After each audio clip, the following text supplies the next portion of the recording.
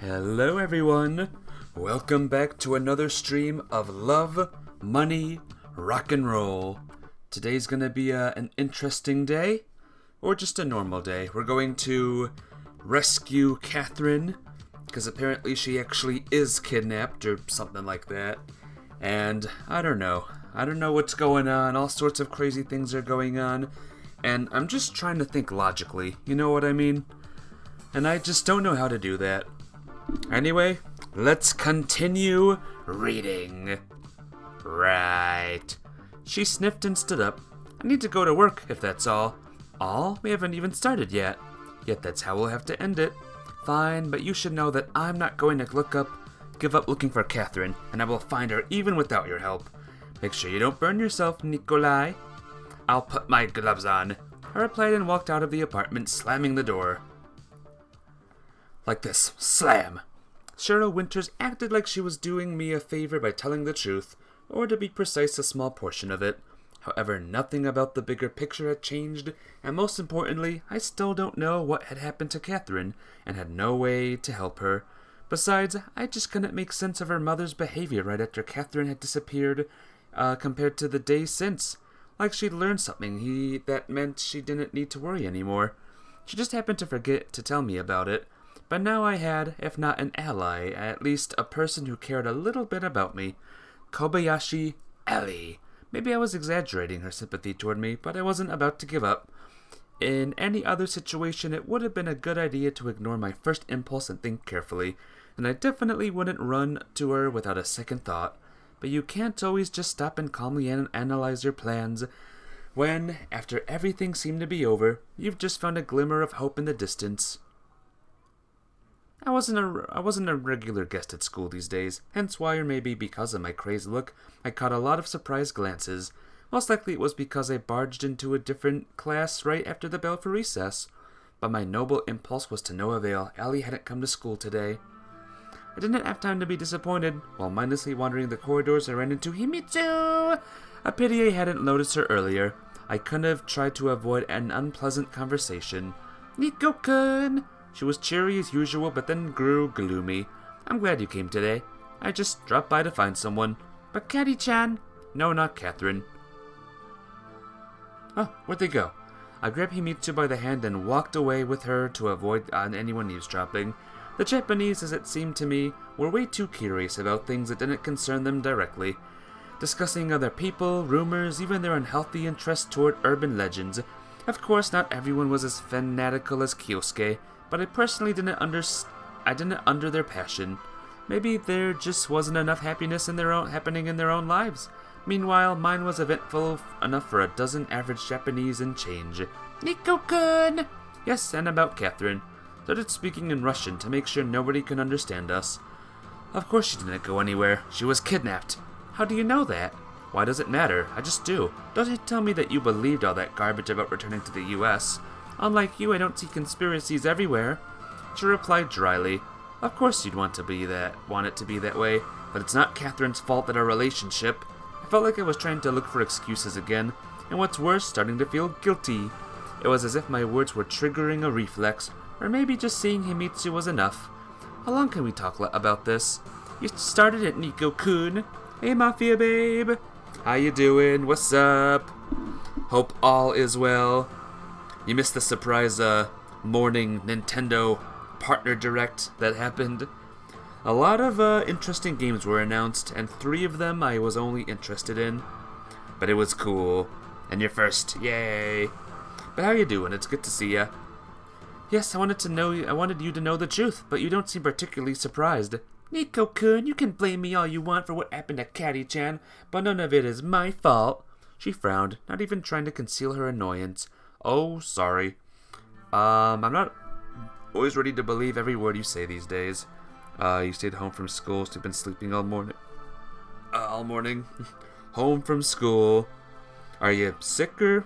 Hopefully not sick. Enjoy your day off, though. And hey, Sardines, welcome back. What's up? I shouted, and an English teacher passing by reprimanded me. It's good that you're practicing Russian. Practicing, is that how you spell that? But you don't have to be so loud. Sorry, Sensei. I said nothing, trying to look him in the eyes and waited until the weird teacher walked further away. Look who's talking. He doesn't even know Japanese. Nico-kun, I don't recognize you at all. You changed so much since Caddy-chan returned, and not for the better. It's a pity that you don't notice it yourself. You're just sick and tired of bored. Oh, just tired and bored, I gotcha. Well, hopefully this stream will make you unbored. Am I right? Changed. I scoffed, but it made me think. What if I've always been like that and you just never noticed? I would have noticed over 10 years. Then maybe there hasn't been any reason to show my true colors, like maniacs, you know? Afterwards in the interviews, their family, friends, neighbors always say that they were such kind people. And it's weird that you didn't kill anyone after your parents died and the first time Caddy-chan left. I didn't want to acknowledge it, but she was right. Of course, my current life could hardly be called normal. It'd be hard to call my behavior unnatural. But what happened a year and a half ago could also drive anyone, even the most strong-willed person, mad.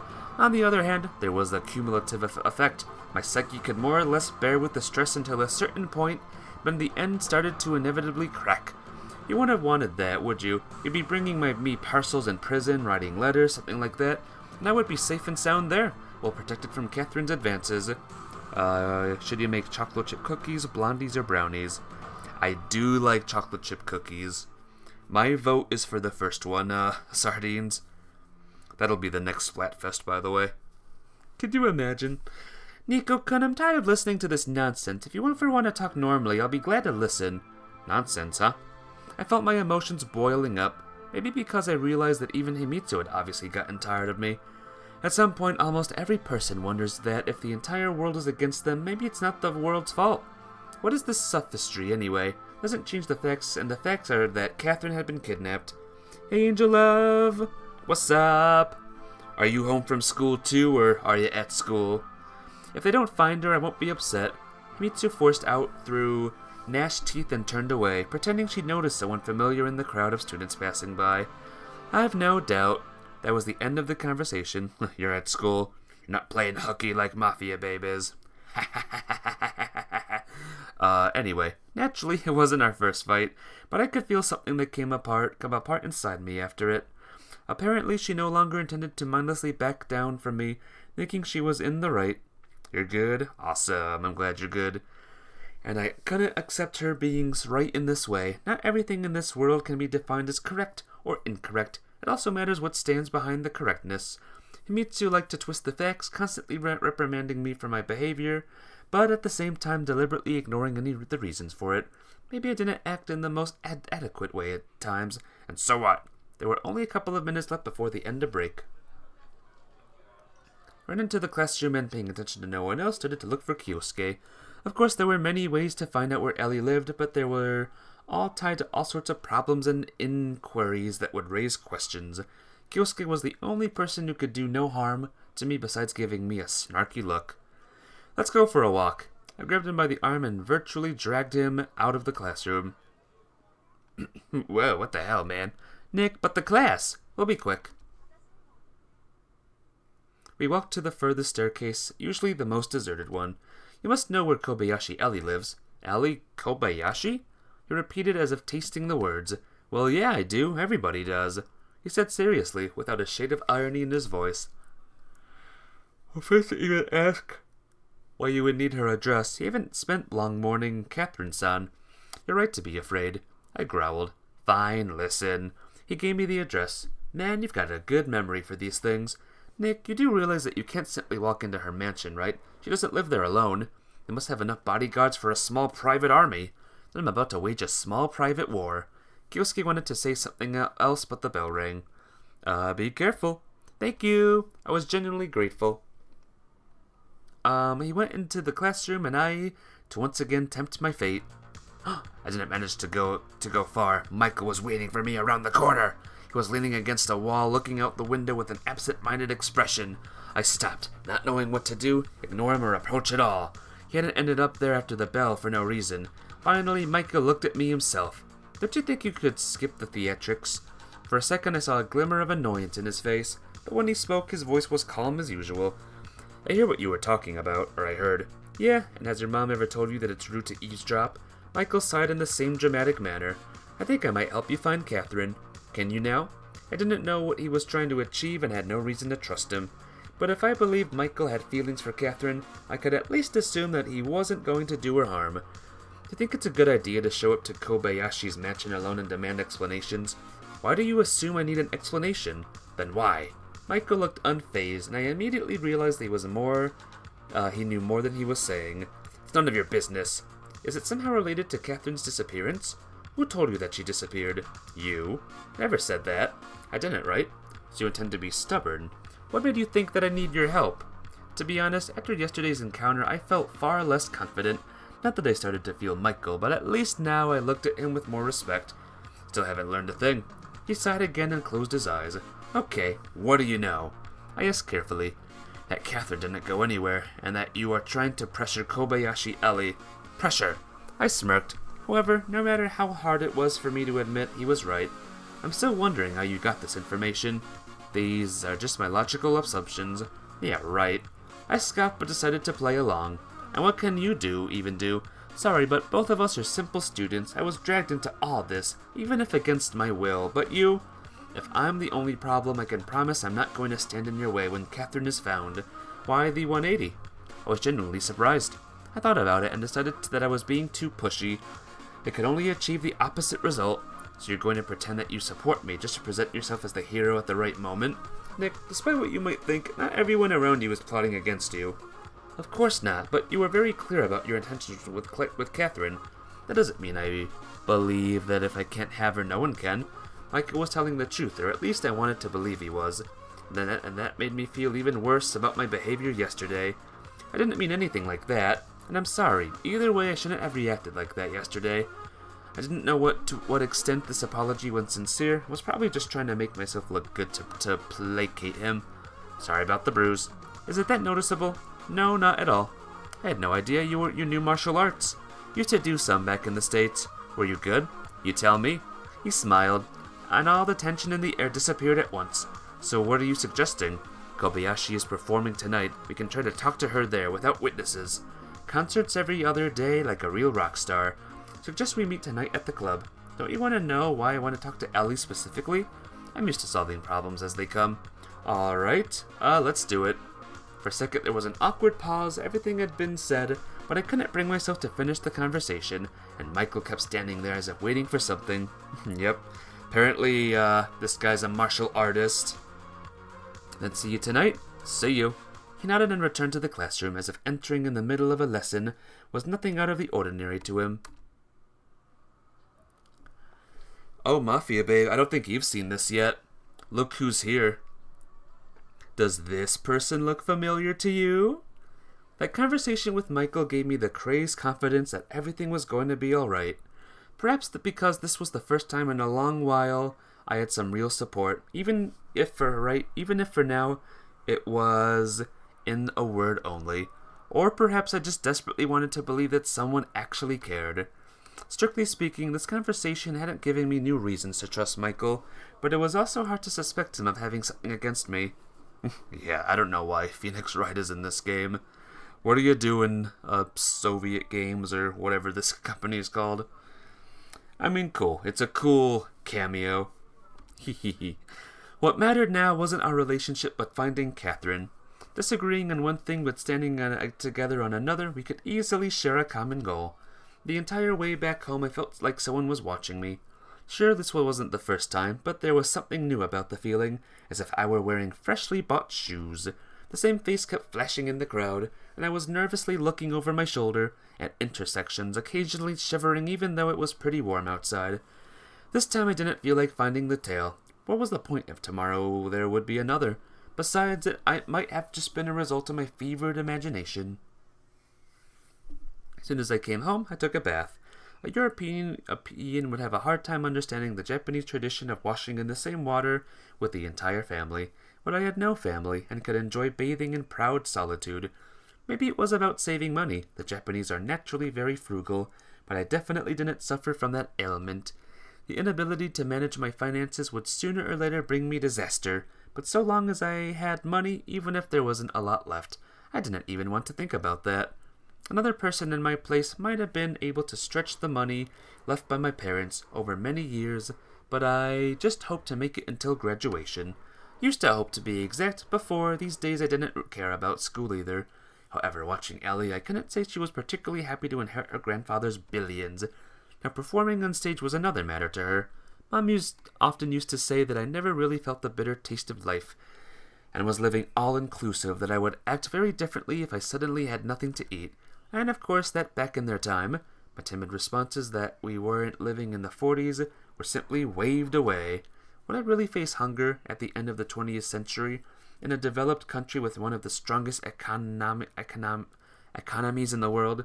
Probably not. I was rather average, afraid of changing my familiar lifestyle and having to count every penny, saving up for things I'd taken for granted, or limiting myself in any way at all. Mom used to say everything lives like that. Everyone lives like that. Well, children still starve in Africa. Is that a good thing? Why was it that if everyone jumps off a bridge, I can't do the same? But when everyone lives according to their means, meaning poorly, let's be honest, that was normal and worth imitating? I could never understand that. Not when I was 7, not when I was 12, and not even now. Clean, fresh, and fragrant, I was standing in front of the club waiting for Michael. It felt as if I had lost 100 years of dirt, sweat, and negativity. I never felt so renewed. I was ready to move mountains, and if I had to, raise the head office of Kobayashi Corporation to the ground. At the same time, all my confidence was based on my trust in Michael, the same Michael who had punched me in the face just yesterday. I was quite successful at ignoring this logical mismatch, which in itself was weird. I wasn't the most sociable person in the world, and even less easy to influence by suggestion and really listen to people's advice at all. I usually didn't even hear it, letting it glance off my mind, and then came Michael with his vague offers of help. I speak of the devil. Hi, have you been waiting long? I just got here. I unwillingly stepped in response. Is everything all right? Everything's great. I'm dying to hear your plan. He slowly looked around and made sure that there was nobody in the close proximity and said quietly, Had to put pressure on some people, but I got the information we need. Put pressure? Mike, we're high schoolers, for fuck's sake. This isn't a James Bond movie. Michael frowned but continued in the same calm tone. My father works with Kobayashi Corporation for a reason. Okay, sorry, I'm listening. Lately, suddenly he went quiet and knit his eyebrows. There she is. Z feels Z were indeed approaching us. Ellie noticed me, frowned, said something to another members of the band and came to us. What are you doing here? We need to talk. By the way, this is Michael. I told you to call if I learned anything. She said with irritation, ignoring my introductions of Michael, as if he wasn't even there. Sorry, Kobayashi-san, but we can't wait. And who is that? Ellie looked at Michael up and down with clear contempt in her eyes. Michael, Nick and I are in the same class, and I'm also concerned about Catherine Winter's fate. Ah, I see. She smirked and her eyes flashed. But I already said everything yesterday and have nothing to add just yet. Kobayashi-san, we have good reason to believe your grandfather's company was involved in the kidnapping of Miss Winters. What's he going on about? Ellie addressed me. Michael's Japanese wasn't perfect, but when he switched to Keigo, his speech sounded pretty funny. A respectful speech. Honorific respect. Okay. Ellie-san, I am positive that you can help us, he said with clear irritation. I guess I never really noticed how Michael talked to girls. Maybe his showy seriousness with me was just an attempt to look like an alpha male. I don't know anything about my grandfather's business. If I did, I would have told you already. Do you really think I'm all over the corporation? Really? Strange to hear that from Kobayashi Jun's only heir. I could care about his inheritance. Ollie waved his words away with a very elegant, even aristocratic gesture. Perhaps you'll change your opinion after you see this. Michael rummaged through his bag and took out a few photos. These photos of me on stage. If you think you're the first clever. She looked at the photos and expressed changed. How do you have this? Ellie's terrified eyes were shifting from him to me. Then she looked at the photographs again and tore them into pieces with trembling hands. The originals are kept in a secure place. This is despicable. It's despicable to do something like that. What do you need from me? And you. She pierced me with a hateful glare. Are you also involved with this blackmail? First you try to get closer to me and now this. You must have been following me. I felt like an idiot because I couldn't understand what this was all about, but was too afraid to show it. After all, Michael managed to find some approach to her, even though I couldn't yet understand what was going on. In the end, I just had to cowardly look away. Kobayashi-san, these photos don't have to end up in the newspapers. All you need to do is get information about Captain Winters from your grandfather. What if he has nothing to do with it? What if your Aunt Catherine is just hit the sauce, fell into the sea, and drowned? In that case, I'm sure you would be able to prove it. Ellie lowered her head, long hair covering her face. Bastards! She clenched her teeth. You're both bastards who can't do anything except leech off of others' suffering. What have I done to you? I'm just trying to live my life. Is that really enough? Everyone makes mistakes. Why are my mistakes studied under a microscope while others live their whole life just about killing people and nobody cares? Ellie was weeping, but didn't even seem to notice. Bastards! Finally she seemed to catch herself, wiping her tears, looked at the wet sleeve with surprise, and dashed away. I know, we upset Ellie. It's not even her time yet in her plot line. Darn. She'll need time to calm down and make it through with a clear head. What's in the photos? Asked coldly. I felt genuinely sorry for Kobayashi Ellie, and Michael was smiling maliciously, triumphantly, not at all like an 18-year-old high school student should smile. Let's put it this way. Kobayashi-san doesn't always refuse the help of illicit substances to relieve stress. You've got to be sure at me. Show it. But Ellie had taken the torn-up photos with her, and yet Michael's expression didn't change at all as he took seemingly exact copies of them out of his bag. In the photos was Kobayashi Ellie, clearly buying drugs from some sketchy character. I was no attorney and didn't know whether these photos would hold up in court, but they would absolutely be enough for the media. The dealer has been arrested and is ready to testify. Michael seemed to have read my mind. How come you have this? I already told you my father's company works for Kobayashi Corporation, and more precisely, competes with them in certain markets. I was trying to find something useful in my father's files and stumbled upon these photos. He wants to use them to push the corporation out of the construction project. I don't know. I squatted down and grasped my head with my hands. Just half an hour ago I'd been sure I'd do anything for Catherine's sake, but now, Allie's genuine tears made me at the very least think twice about it. Did I have the right to ruin another person's life for my own happiness? Nick, I understand your moral dilemma, but it's going to be alright. Kobayashi will do what's needed, and no one will ever see these photos again. You burn yourself? On what? Go sardines. You can't burn yourself. Don't do that. Are you alright? Are you okay? And what about your dad? Will you talk him down too? I smirked bitterly. Baking. Be careful, my friend. I can only hope that Kobayashi-jun will be sensible enough. Wait, does your father even know that you have these photos? Michael smiled unnaturally in response. Oh God, I moaned.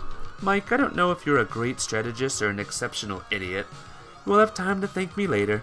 Michael looked triumphant, as if he already found Catherine. Either way, now we can only wait. You'll be fine. Good. Wait for the people from the corporation to come for our heads, yeah. It's obvious that Kobayashi is impulsive, but she isn't stupid. And to me, she looked like a scared girl first and foremost. And just so you know, logic is the last thing scared girls rely on. Are you basing this on personal experience? I'll pretend I didn't hear that. Sure, whatever you say, but Catherine doesn't come off as an airheaded rich girl. You know what? When she's alone with someone she loves, she can show another side. I said in a tone meant to taunt him. I don't particularly want to know about your personal life. For example, in the park, I stopped myself there. Is it a good idea to tell him that? Although, what's wrong with simple dates in the park? When we're in the park, you know the one. We even have our bench there. Michael looked at me for a long time as if trying to catch my meaning. Is that all? If you want, I can tell you even more, but yes, that's all for now. Okay, see you at school tomorrow in that case. Hope everything will be clear by then. I waved at him and he didn't even bother to say goodbye. Just kept squatting until my knees started to hurt. And when I finally managed to stand up, I noticed there were a lot of people in front of the club. Time to go. The lights were on, but I was so used to my home resembling a transit lane I wasn't even surprised. It was probably Himitsu, even though our conversation hadn't ended on a good note today. There were shoes in the hallway and delicious smells coming from the kitchen. Nico-kun! You came! Himitsu said as if we hadn't seen each other for a week. I didn't think you would come. I only came to my senses when everything was already over, she said seriously, and I couldn't immediately figure out whether she was joking or not. Not that this was the time for jokes. Great, I'm really hungry. After finishing dinner, I sprawled out on a chair, not knowing what to do now. Himitsu was sitting across from me with her hands folded on her knees, looking at me with melancholy in her eyes. If there's nothing else, I'll go to sleep. It's been a crazy day. I'll wash the dishes myself, thank you. Accepting Himitsu's mundane care was becoming more and more difficult. I knew full well how inappropriate and illogical my behavior was, but couldn't help it. Besides, I couldn't let that dinner go to waste. Nico-kun, is that all you wanted to tell me? Meanwhile, she seemingly just wasn't hearing what I was telling her more and more persistently, telling her that this is wrong and that this relationship cannot continue. However, time and time again, Himitsu kept pretending nothing was happening. And to be honest, sometimes this stunned me. I was at a loss at how to react. Well, yes, absolutely did not plan on discussing Catherine's kidnapping with her. Good night, then. Good night. When the door closed behind Himitsu, I let out a sigh of relief. So Kobayashi Ellie was a rock star in all senses. I wasn't even surprised she would play around with drugs. What really surprised me was Michael. I expected to be logical, rational, and meticulous, but under no circumstances a spy. On the other hand, I couldn't understand why Ellie would buy that stuff to herself in the first place. She could have asked her maid or something. She had one, right? Or, say, one of her fellow band members. That seemed like a more realistic scenario. Despite her impulsivity, she hadn't become the granddaughter of the head of Kobayashi Corporation just yesterday, and had to have been taking in their code of conduct with her mother's milk. Nobody said the powerful in this world are good and innocent like angels, but what if they are good at is saving face? Ellie, as she has said herself, didn't really care about her inheritance, and apparently those weren't empty words. But I still felt like a bastard for having participated in this blackmail. Maybe Michael wasn't really planning to go through with this threat, but I couldn't be so sure about his father. Although he was going to blackmail Kobayashi Jun anyway, Michael just had taken advantage of the situation. But then why would he need me? Wouldn't it be easier to do it alone and then show up as the only savior of Catherine's Prince Charming? His behavior was confusing to me, and it was foolish to assume Michael had dragged me into all of this simply by oversight. In virtually half a day, my attitude toward him had made a complete circle, from hostility to sympathy to suspicion. Obviously, Michael wasn't on my side. Nobody was on anyone's here. There was only short-term, mutually beneficial alliances. What was definitely a bad idea was trusting him blindly, and counting only on his help rescuing Catherine. However, objectively speaking, prior to Michael, I had neither ideas nor clues. Suddenly, I started to feel like I wasn't deciding anything here. Of course, I couldn't say that Michael turned to everything on its head. Even before him, my life fully depended on my parents, the KGB, the CIA, Kobayashi Corporation, and in many senses on Himitsu and even her father. But all these people were objectively more powerful than me, even respected some of them, while Michael, I did hold him in some esteem, of course, but I wasn't ready to acknowledge that over the course of a single night, he turned from a normal student to a confident problem solver able to deftly resolve any situation. That intrigue around me was coiling up faster and faster. It was easy to drown in it and lose myself. Periodically, I would catch myself thinking of reality as a game of chess, having forgotten about Catherine. With new secrets, lies, betrayals, the spy thriller that had started decades ago became more important to me than the fate of the girl I loved. My imagination immediately brought up unforeseeable images of the torture Catherine could be subjected to by the Japanese. No, right now I had to think about rescuing her and nothing else. If to do that I had to join forces with Michael, so be it. They say that when you're worried, you live through the stress twice, during and after it happens. That was probably right, but I also couldn't do anything about it. I spent half the night twisting and turning and fall asleep only when the sky in the east started to brighten. Okay, Rescue Ellie is a go? Loading. It's the 30th.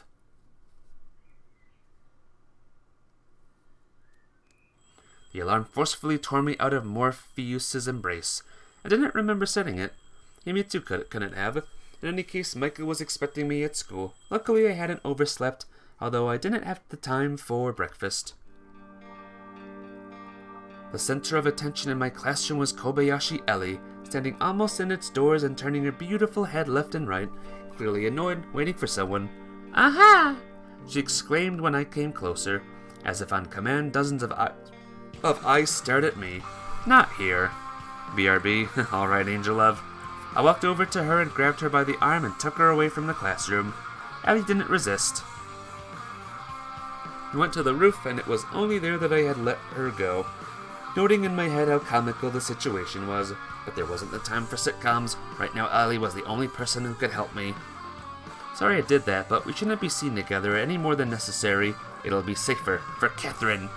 Catherine Smathrin, I didn't ask you to drag me into your drama, and now with those photos. She grew embarrassed. It was clear she found it difficult to talk about the drugs. I didn't think you were like this. We weren't friends. Even calling us acquaintances would be a stretch, but for some reason, those words really got to me. You would have done the same in my place, not to mention it's your grandfather's fault. Ah, yes, of course. Ellie flung her hands up and turned away. Am I wrong? Maybe you aren't. Do you want to tell me something? I talked to my grandfather. You must understand that I don't discuss kidnapping with him every day, or any kind of similar topic. How do you even know? What if it was all a misunderstanding? You were the one who heard him talking on the phone. I did, sure, but... She closed her eyes and let out a deep sigh. In short, I had to really press him and even compromise on some stuff to get the information you need. Hope it wasn't too inconvenient for you. I said caustically, but Ellie didn't seem to notice the sarcasm. Well, you know, I had agreed to. I really don't care. Huh? Really? Who would care about my life? Even if you don't care, I had to lie through my teeth that she's my friend and I'm really worried and can't sleep over it. I don't doubt you can improvise. She pouted, the expression making her look very cute. In the end, Grandfather said your Catherine was kidnapped by Japanese intelligence. And does that fit with your story that he was giving orders to have her taken somewhere? How would I know? Ellie was definitely telling the truth, or at least retelling her grandfather's words. You get off my back now. It was only about me. I stopped myself. Even if I didn't agree with Michael on everything, tucking the rope in a different direction was a bad idea. Are there any choices, or is it just narration? Yes, there are choices in this game. There's 4 girls that we can date, and we're going on Catherine right now. The second of the 4 girls. Thanks for trying, but this isn't the Olympics, and you aren't getting anything for participation. All that matters is the result, which in this case is Catherine's release. And what if my grandpa has nothing to do with this? What else can I do? Are you going to destroy my life even if I can't help you at all? She shouted. Well, for starters, nobody made you take drugs. Wanted to use a stronger word but restrained myself. Really aren't any different from the rest. All anyone wants from me is money. But I don't want your money. Money, influence, power, what's the difference? Call it whatever you want, it's the same thing. At least I don't have any ulterior motives. You probably believe that too. Ellie smirked sadly. What about your friend? How much do you trust him? Michael. I started talking but stopped short. Why the hell would I make excuses to her? This girl was just playing on my sense of guilt. And even if she was right, Catherine's life was still more important to me than Kobayashi's Ellie's morals. Michael is worried about Catherine too. Anyway, I'm done everything I could, she said angrily, crossed her arms over her chest, and turned away from me, clearly indicating that she wasn't going to back down. Yeah, I clearly lacked confidence without Michael. I was starting to regret I hadn't brought him with me. But this was about Katya, and I didn't want him to be the one to save her in the end. I think you really want to help, but you don't know how. Want? Do I have a choice? There's always a choice. Yeah? Then why don't you all get the fuck out of my life? The more I looked at her, the more I recognized myself in her. And then realization made all my anger somehow disappear. How do you think I could get anything out of Grandpa? Even if he's the one to blame, if he won't agree and release your friend, then what? Should I throw a tantrum in his office? Anything he does for a reason. I don't know what she got herself into, but I wouldn't want to be in her place right now. Not justifying his actions, but Ellie seemed to run out of steam and exhausted sat on the bench. Imagine if someone came to you and threatened to ruin your life if you didn't climb Mount Everest. It's possible, but not likely. Nobody asking you to climb. Though I had to admit that Ellie was mostly right. She made an attempt and was shot down. Not even. She did give me some new information. The Japanese Secret Service had Catherine. I found that hard to believe at first, but the idea that Catherine had been taken by the corporation was reliant on Ellie's words too. Did he tell you anything else? I barely got even that out of him. If only you knew what I had to promise for it. Alright, you don't care. I was trying to save the girl I love.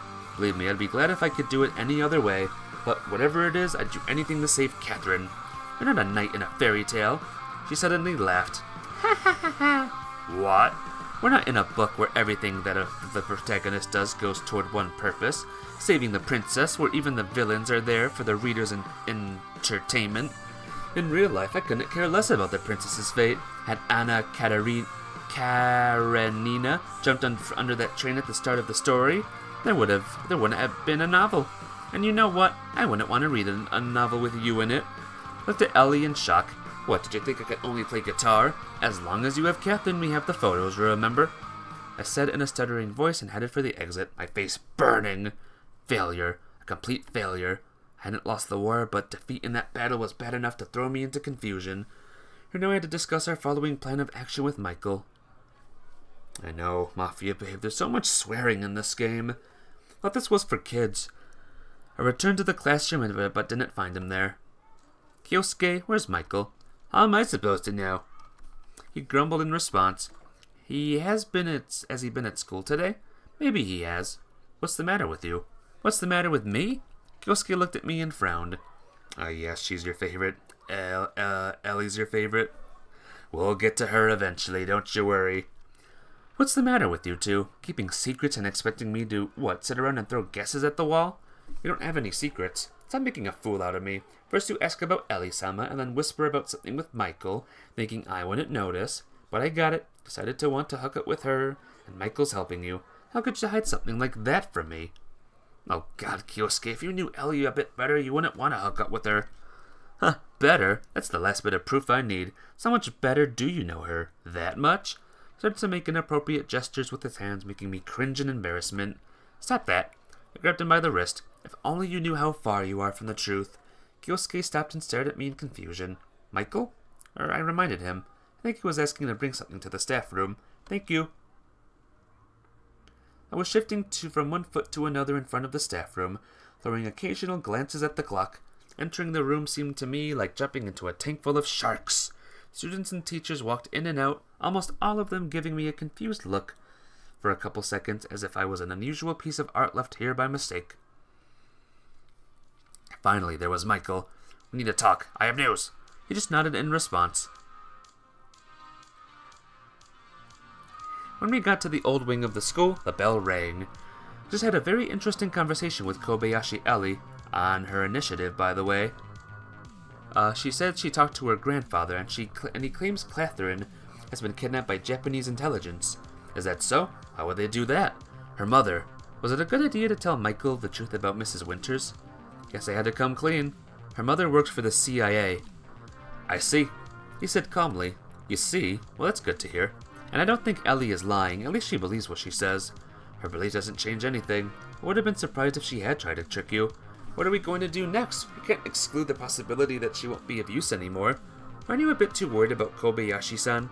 I just don't like your scorched earth approach. We tried to pressure her, and we got some information. So what do you suggest? We give her the negatives and pretend nothing happened? I don't know. I replied honestly. What do you suggest? I think it would be a good idea to bring our ultimatum to Kobayashi-jun's attention today. The word ultimatum made me flinch. To go all in? To take the next logical step? That all sounds good in theory, but after you're hit on the head, stuffed into a car, and interrogated in a dark room, it's hard to be that confident. That happened to you? A lot happened to me. Okay, then I'll do it myself. I'll talk to Ellie. Whether she likes it or not, she'll have to tell her grandfather about the photos. Should I go with you? No, you've already done your part. It'll be better if someone else talks to her now. I fucked off my part, is what you wanted to say. You had no choice.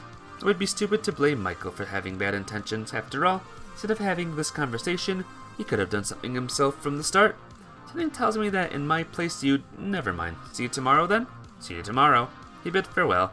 I was sure the teachers reacted to Michael's late arrivals much more calmly than mine. You're back. Welcome back, Angel Love. What's up? On the way home, I witnessed a minor car accident. Two drivers couldn't agree on who should take the lane, and one of the cars smashed into the other. Oh, cool. A Japanese Toyota and an American Ford. The Ford was left-handed, too, a rare sight in Japan. The driver was some foreigner, and in the surrounding noise, I couldn't figure out what language he was speaking. The Japanese guy who suffered the accident was calling the police from a telephone box, while the gaijin was running around his car assessing the damage. I had to say that the Ford was much better off than the Toyota, which itself looked pretty comical. In any case, it was dangerous to stay around for too long. the police could take me as a witness. Not that I was in any particular hurry, but I had no desire to deal with the Japanese authorities more than necessary, even in the form of traffic police. So I entrusted Michael with Catherine's destiny, and it made my stomach turn. I could almost feel my body physically rebelling like a runner halfway through the marathon. The idea that it was all for the sake of rescuing her seems less persuasive each time I thought about it. Sometimes a person behaves completely paradoxically. He has heart issues but leaves 2 packs of cigarettes a day. He can't pay his mortgage but takes out a loan for a new car. Keeps leaving dirty socks all over his bedroom, knowing his wife is about to file for divorce. And just as paradoxically, I wanted Michael to fail. It was something like the primal jealousy an Austrab male feels toward a more successful tribesman who gets all the food and females.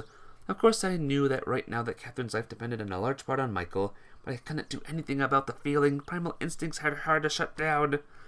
Humans are only developed with civilization about 10,000 years ago. The modern miracles of scientific and technological progress had taken place only over the past 200 years, and before that our ancestors fought for survival and the transmission of their genes in conditions that were very different from the comfort offered by 20th century Tokyo. Is it really wise to fault evolution for taking it slow? Class hadn't ended yet, and I really hoped I wouldn't find Mitsu at home. Nothing to talk about with her, and her persistence was irking me more and more. Love cannot be forced. I opened the door and was immediately on guard. The hall seemed to look the same, but there was a subtle wrongness to it that kept me from relaxing. Maybe it was what a custodian would feel patrolling his museum, trying to figure out what was wrong before finally noticing one of the paintings was off by a couple degrees. Listened in on the dusty silence of the home I knew so well. Something unfamiliar was coming from the kitchen. Not even a sound, but more like a feeling, a light vibration of the floor or a breeze. Carefully walked forward, not that I wasn't afraid at all, but I decided that I had nowhere else to go. Unless there was a real mortal danger, I would fight for my home to the end. Ah! Wait, who's this? Sitting behind the table in my kitchen was a guy I didn't know. He was pretty young, but looked to be barely 25, but the emaciated, tired face added another 10 to that. Who are you? I breathed out. The guy looked at me with eyes full of contempt, as if he had been waiting for an office worker for an hour and then saw him coming back from dinner casually picking his teeth with a folding wrapper. Nikolai Anokin? You're in my house, of course I'm Anokin. I have a message from Kobayashi Dono. Of course I should have expected that. And how could I not have thought about it sooner? Blackmailing Kobayashi Ellie isn't like threatening a classmate that you'd tell him for smoking. You must stop blackmailing Ellie-sama immediately and hand all the negatives over to me. I don't know what you're talking about. You're going to save both of us a lot of time if you stop playing stupid. I'm in no hurry. He continued in the same tone that sent shivers down my spine. You can resolve this issue the easy way or the hard way, quickly or very slowly. Even if I wanted to, I don't have the negatives. The guy was persuasive. He clearly worked for Kobayashi Corporation for a reason. Where are they then? If he was asking, that probably meant his friends were yet to visit Michael. But it was just a matter of time. If they found me, they would find him. Some were secure, and if anything happens to me, it doesn't work. What? If anything happens to me, my friends will give me the negatives. We'll give the negatives to the right people? That doesn't work in real life. Why? I smiled dumbly. Because when your dead body is at the bottom of Tokyo Bay, you won't care about the photos. Any photos. Humans by nature only care for their immediate safety. Fair enough, I muttered. So I will ask again, where are the negatives? I don't have and never had them. I'm serious. And where are they? When things go really sour, survival instinct kicks in. I know I wouldn't be able to save Catherine having been sent to feed the fishies. They are at my friend's acquaintance's place. Wonder what Michael would think of this turn of events. What if he had dragged me into this just to frame me and make me a scapegoat? I'd like to talk to your friend. What a coincidence. You will call him and ask him to come here with the negatives and all copies of the photos. Does that work? I smirked wearily. He's not an idiot. He'll know that something's wrong. At least he'll have a chance to do the right thing. The guy responded without batting an eye. And when we give you the negatives, will you let us go? Of course. Just like that. Without the photos, you're no threat to Kobayashi Dono. But there was Michael's father, too. Apparently they didn't know anything about him yet. In any case, he's still at school. Classes aren't over yet. Looked at the clock. Then we will wait. Take a seat. Thank you, but I prefer to stand. The guy didn't look like a dangerous fighter. In a different situation, I would have figured I could handle him. But just a couple of days ago, I thought the same of Michael. You should take a load off your feet. Just feels weird being offered a seat in my own home. Since I'm temporarily not in charge here, I wouldn't want to abuse your hospitality. Gaijin. He scoffed. My brain was using 120% of its capacity, all for nothing. I was imagining hundreds of possible scenarios, only a few were in my favor. Whether you can apply logic from detective novels to real life or not, getting rid of witnesses seemed like a good move, and I had nowhere else to expect help from. Maybe if Himitsu decided to drop by. And what then? He'd just get another hostage? No matter how bad a relationship became, the thought that something might happen to her made my heart ache. Just remembered, I don't know his phone number. You knew it a minute ago, and now you have suddenly forgotten it? No, we just see each other at school every day. I never had a reason to call him, so I never asked. So what do you suggest? We can still make it to the school before the end of class, if you don't mind. For some time the guy looked at me with the same indifferent expression on his face. Oh. Ooh. Ooh. Then he jumped up from the chair and pulled out a pistol. Stop pushing your luck. Here it was, mortal danger. I give you the option to resolve this amicably. Look, I'm not looking for trouble, but you found it. Let's go. He brought me outside to a parked car. Just don't hit me on the head. I'll go by. But it seemed a blow to the head is a necessary attribute to every kidnapping, and my consciousness left me. Aww, I'm dead now. Oh no, now I'm locked in the small room again. Hang on, let me check something real quick. Give me a second. Okay, let's keep going. I came to my senses in a small room seated behind a table. Opposite to me, hidden by the blinding light of the lamp directed at me, was a huge middle-aged man. Yep, we're in this room again, but with a new character. A new character. I could see tattoos peeking from under the collar of his shirt, which clearly identified him as a Yakuza. Awake, huh? He scoffed merrily and lit a cigarette. The ashtray before him was full of stubs. Where am I? Who are you? It doesn't matter where you are. What matters is where the photos and negatives are. What photos? My head still felt like it was swimming in a thick soup. Suddenly the man stood up, came closer, and put a glass of water on the table before me. The sooner we finish, the sooner I can get to the girls. You're not going to keep me here long, are you? He clearly wasn't used to people arguing with him, especially on his own territory. I've already told your colleague that I don't have the negatives. My friend has them. Michael. His name is Michael.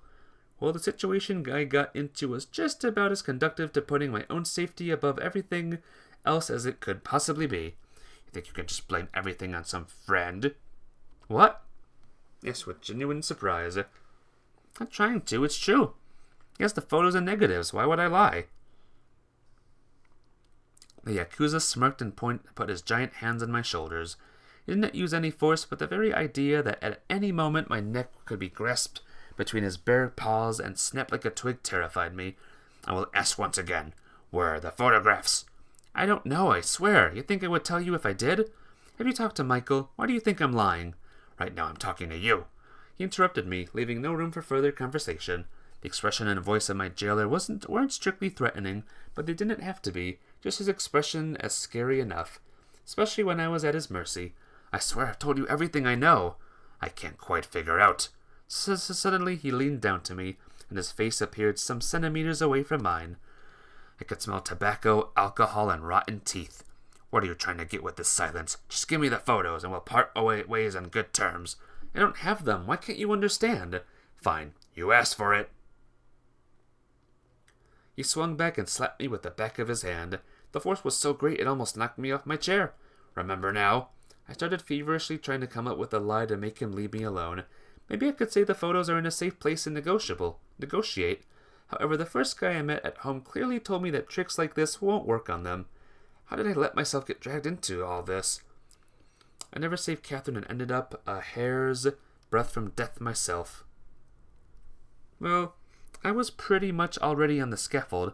I doubted I could get out of this. I wheezed and spat out blood. What? I don't have any photos, and killing me won't make any appear. You're a brave one. He sat on the chair again, took out a cigarette, and smoked it. But if I kill you, the photos might die with you. How's that option sound? Go ahead. I shot back, trying to look as indifferent as possible. I wouldn't say I'd finally lost all fear. It's just that I didn't see the point in trying to convince this cutthroat of something he'd never believe anyway.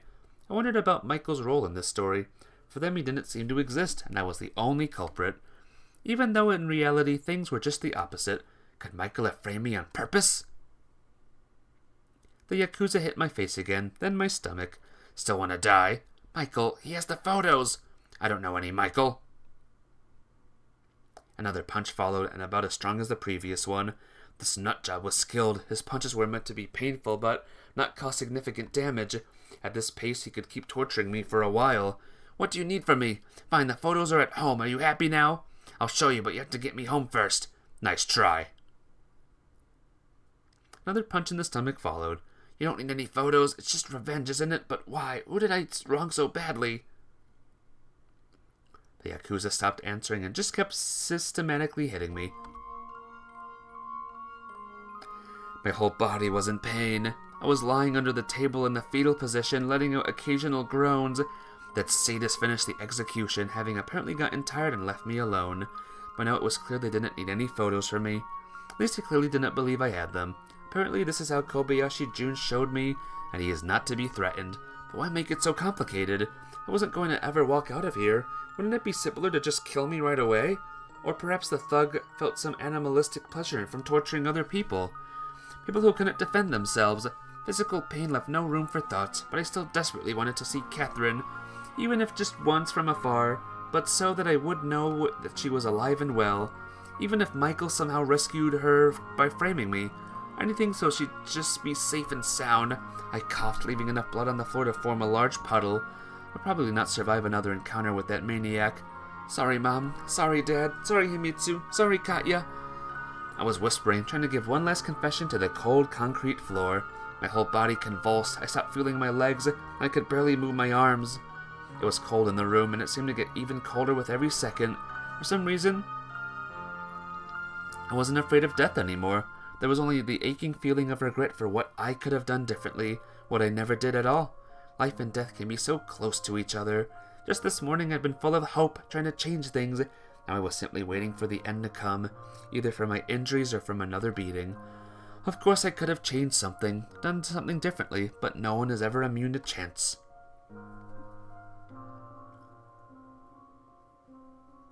The room began to grow dark. Perhaps they turned the lights off, or perhaps...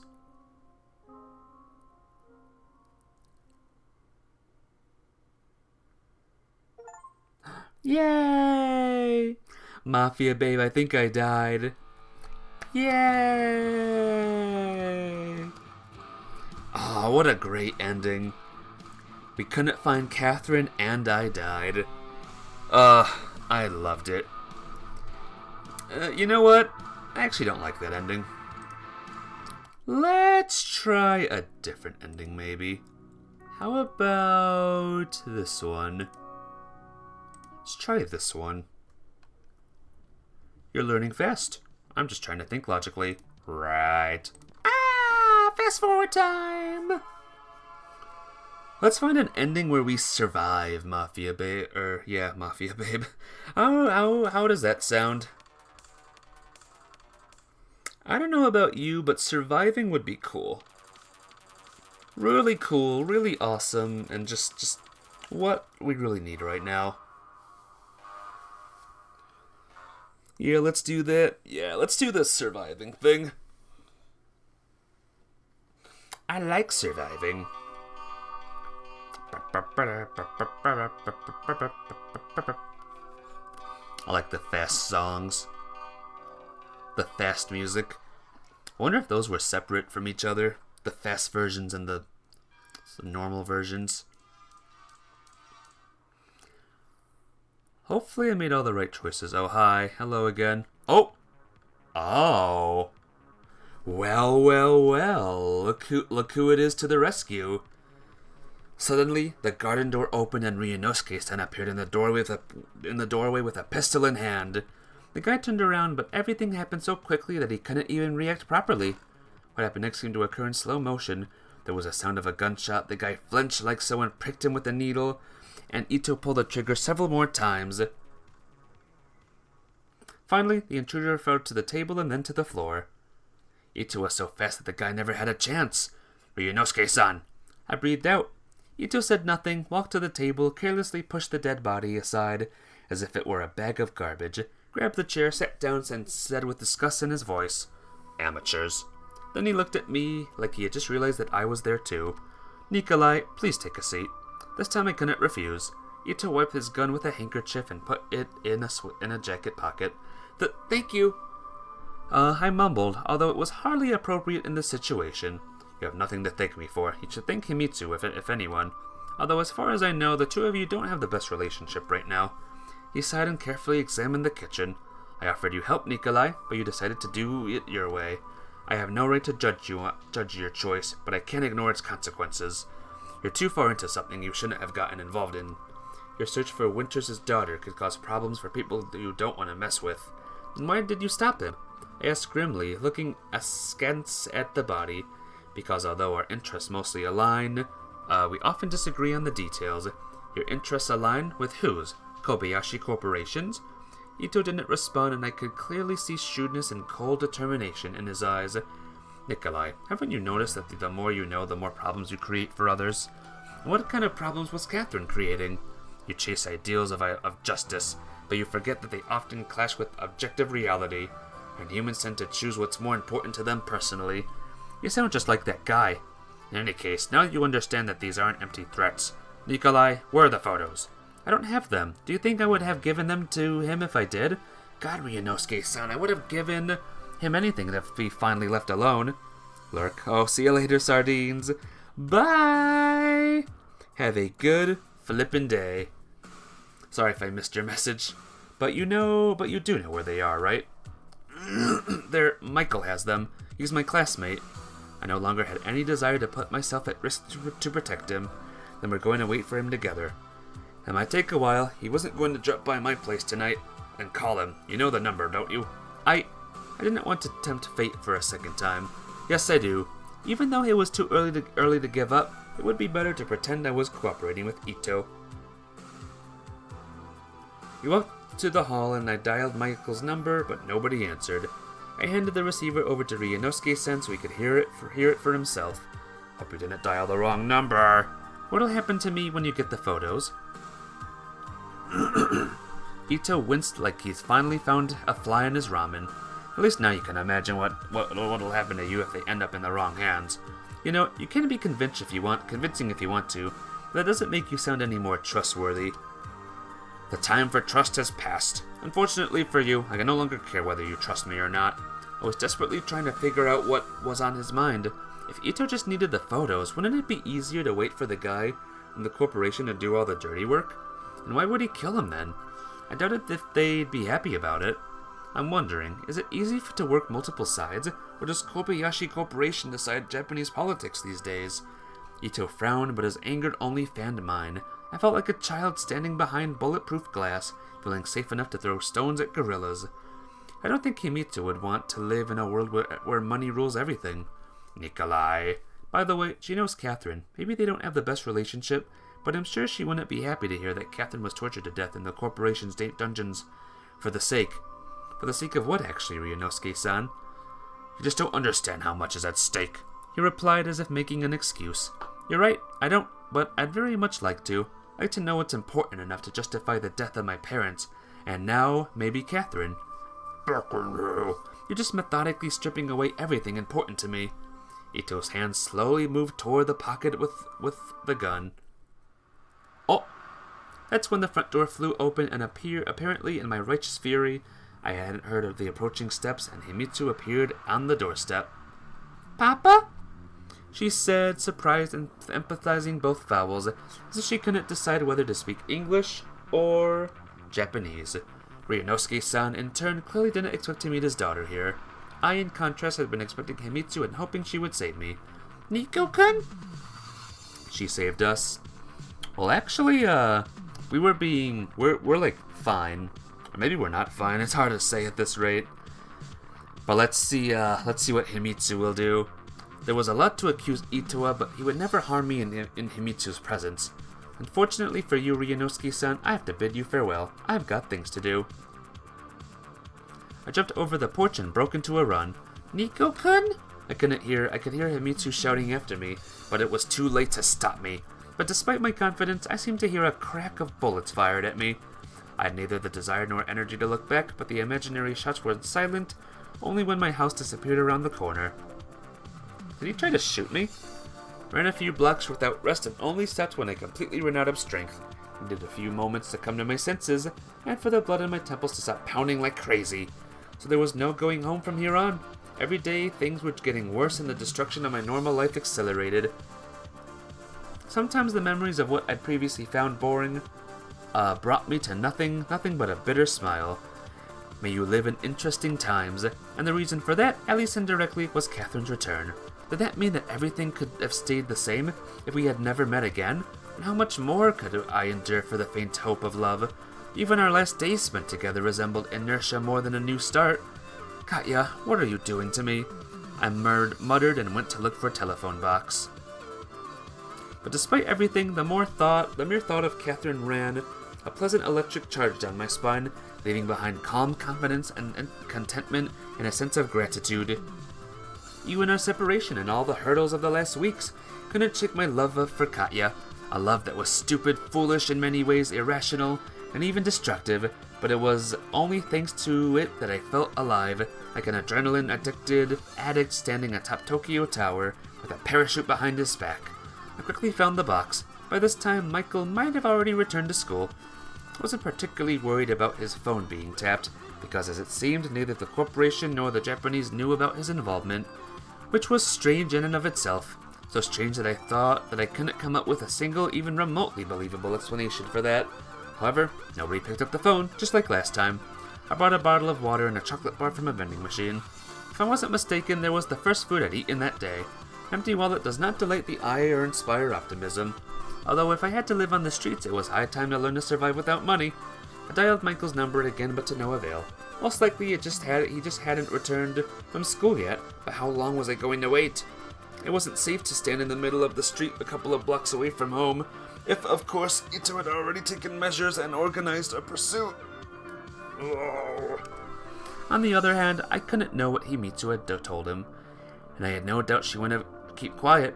In any case, I would have preferred to wait for Michael in a safer place, and I couldn't think of a safer place than the apartment of Catherine's mother. My idea was that the Japanese definitely wouldn't try breaking into her place. After all, they worked on the same project. Not that it had stopped them from kidnapping Katya. Anyway, I had no options and very little time to think. Reached her place quickly, even while trying not to run to attract any attention. Yes? Mrs. Winter's voice sounded all business from the intercom. Do you ever go to work? I sighed. Nikolai, our encounters have become so regular that I begin to worry you're interested in me rather than Catherine. I'm not in a joking mood. Please open the door. The magnetic lock clicked with an unpleasant sound and the door opened. Mrs. Winters met me with a kind of unnatural hospitality. I'm about to eat. Are you hungry? I don't know what Catherine was feeding you, but I'm not much of a cook, so usually I order takeout. What was she even talking about? So, do you want to eat? Yes, thank you. I replied automatically. I really was starving. The chocolate bar only teased my appetite, but was it appropriate to just stuff myself with pizza, hamburgers, or whatever she was ordering? I noticed once again that some things I did and said went straight from neurons to reality without any input from my consciousness. I wondered if that was the case for anyone, or if I was special. As Catherine's mother talked to a restaurant on the phone, the atmosphere became more and more awkward. Sushi? Why sushi? Finally, she placed the order and hung up. Well, we are in Japan. Oh, right, my bad. I said sarcastically and sat on the sofa without permission. So what is it this time, Nikolai? I know who kidnapped Catherine. It's Japanese intelligence, or the corporation, or both. A man from the corporation was waiting for me at my house, although for a different reason. I briefly told her about Michael, Ellie, the photos, and her plan with the blackmail. You're unbelievable. She laughed. Every new story is stupider than the last. I was stuffing myself with sushi, barely chewing it. I have to say they were delivered unexpectedly quickly. It's not just about me. when that guy took out the pistol, it too appeared, and excessive amount of wasabi made me tear up. Hoping he'll at least clean himself up clean up after himself. Even if I'm not about to go back to my home anytime soon, I don't want to know that there's a dead body rotting in my kitchen. It was strange to tell Cheryl Winters all that, and to trust her as the last person who could help me. After all, it wasn't that long ago that I was her prisoner. I didn't expect that from Ito. She frowned, but you don't seem surprised at all that they have Catherine. I had my suspicions, and of course you forgot to tell me. He threw the chopsticks on the table so hard they flew to the other end of the room. However, Mrs. Winters didn't even raise an eyebrow. And what have you achieved? I'm at least doing something instead of sitting on the sofa eating fucking sushi. Even though that was exactly what I was doing, I think at least one person suffered because of your enthusiasm. It's his own fault. I replied, much less sure of myself. Oh, Nikolai. She put her chopsticks away and wiped her lips with a napkin. Can your friend be trusted? Yes, I'm not sure. I hope so. It's just somewhat strange that you had guessed and he didn't. I thought that too. Mrs. Winters, what is this project people have died for? People die for what they believe in. It's not as if Oppenheimer was found of genocide. It's just that other people believe the atomic bomb could stop the spread of communism. Do you want me to stop worrying and love the bomb? To be fair, I don't give a damn about communism, democracy, or atomic bombs. I just want to save Catherine. But you seem to be more interested in abstract concepts and political theory. There are factions within the project that don't agree on the direction it's going on. Even though all of them generally want the same thing, scheming is unavoidable. It disgusts me that Catherine had become their bargaining chip, but I assure you, she isn't in danger. Guess it's my fault for bringing her back to Japan, but that's what she wanted. What? As soon as she found out that I was going back, she demanded to come with me. Mrs. Winters didn't notice my surprise immediately. Didn't know? She grinned. Catherine, always complicating things. Although I was the same at her age. So Katya wanted to come back? But that meant, no, I couldn't believe that so easily, after all she'd said. A feeling of deep bliss spread through my body against my will. I again felt that sweet moment of first love. Why such sincerity? Right now Cheryl Winters resembled a villain from a cartoon revealing her evil plan to the protagonist, fully assured she'd already won. So what are you planning to do? Once they realize that their actions are pointless, they will release Catherine. What do they need? She squinted slyly. Nikolai, you're not expecting me to tell you classified information, are you? No, of course not. It's just me everyone always demands stuff from. Either way, I can't be walking in the dark anymore. I don't know if you approve of our relationship. Since you say one thing today. Bye, Angel Love. I'll see you later. Have a good day, and maybe I'll see you tonight, huh? Since you say one thing again and another tomorrow, but I really want to believe you trust your daughter's choices, if only a little. If Catherine didn't tell you she wanted to come back, it seems she didn't know how she feels. I didn't respond. Cheryl Winters was right, and I had nothing to counter with. What are you going to do next? You are going to do something, right? Yes, you need to discuss the situation with my colleagues. She squinted again. With people who can help. And you should stay here for now. There's no safer place for you in the entirety of Tokyo. It would be stupid to argue with her, but I still scowled and looked around like a capricious child forced to accept its punishment. There should be some food in the fridge, I think, and I'll try to stop by the supermarket on the way back. Mrs. Winters, you don't have to. Indeed. She smiled, grabbed her bag, and left, leaving me alone. I felt quite uncomfortable in the unfamiliar apartment, even though it was Catherine's. Well, they had only just recently moved in. The walls, furniture, lamps, and curtains had yet to become saturated with the spirit of comfort and coziness you can feel in a lived-in house. I walked to the bookcase and randomly picked up a few books. All of them turned out to be unread and seemingly had come with the apartment. The TV was shining like new, and the dishes in the cupboard had never been used. The place resembled a hotel room more than a private accommodation. It seemed like the last time somebody cooked in the kitchen had been before the Winters family moved in. In the fridge I found long-expired milk, a packet of miso, and some spaghetti. Why? Wasn't much, but I wasn't hungry at all, and if not for Mrs. Winters' words, I probably would have even checked the place for food. All in all, it was clear that work was Cheryl Winters' first, second, and third priority. There was no time for anything else. Had that always been the case? I tried to recall anything, but couldn't. All my time spent with Catherine felt like one bright flash of love and passion. I did not quite keep track of her mother's schedule. Despite what happened to my parents, we'd always been a normal, happy family. Is it easy to grow up with a role model like Cheryl Winters around? Of course, Katya had a father, and he was still alive, I think, but I understood her parents' divorce right after Catherine had been born. National interest above personal ones, the bare minimum of belongings, the bare minimum of emotional attachment, constant relocation. Mrs. Winters spoke of communism with such disgust, but she herself sacrificed her life for the sake of public good. However, it was her choice, and it wasn't my place to judge it. But Catherine has never been given one. While exploring the apartment, I stopped at 2 closed doors opposite from one another. Behind one of them was a normal bedroom. You find dozens of photos from similar rooms in the windows of every real estate agency in Tokyo. If you didn't already know so when you lived there, you'd have a hard time figuring it out. At first glance, it seemed the room had no personal belongings. I concluded that it was Mrs. Winters' bedroom. In the other room, one had to be. Tightly gripped the handle, and the cold of the metal burned my skin. What if the curse of Tutankhamun awaited me behind the door? Curse of the Pharaohs. Yeah, gotcha. But there was one similar bedroom with a few slight differences, like a school uniform on the bed, a few bags in the corner, and makeup on a table in front of a mirror. I was standing in the doorway feeling like I was intruding on a personal space. You can love another person as much as you like, but in the end, we can enter and leave this world alone. There are always places in your soul not meant for the eyes of others. I was sure that Catherine wasn't planning on organizing a tour for me anytime soon, so I, with considerable effort, closed the door and returned to the living room. It's interesting how much casual idleness at home differs from that forced on you somewhere else. Watching TV, flipping through Shakespeare and Japanese magazines, walking back and forth, and spent several hours watching Japanese people as they were, as always, rushing somewhere down on the street.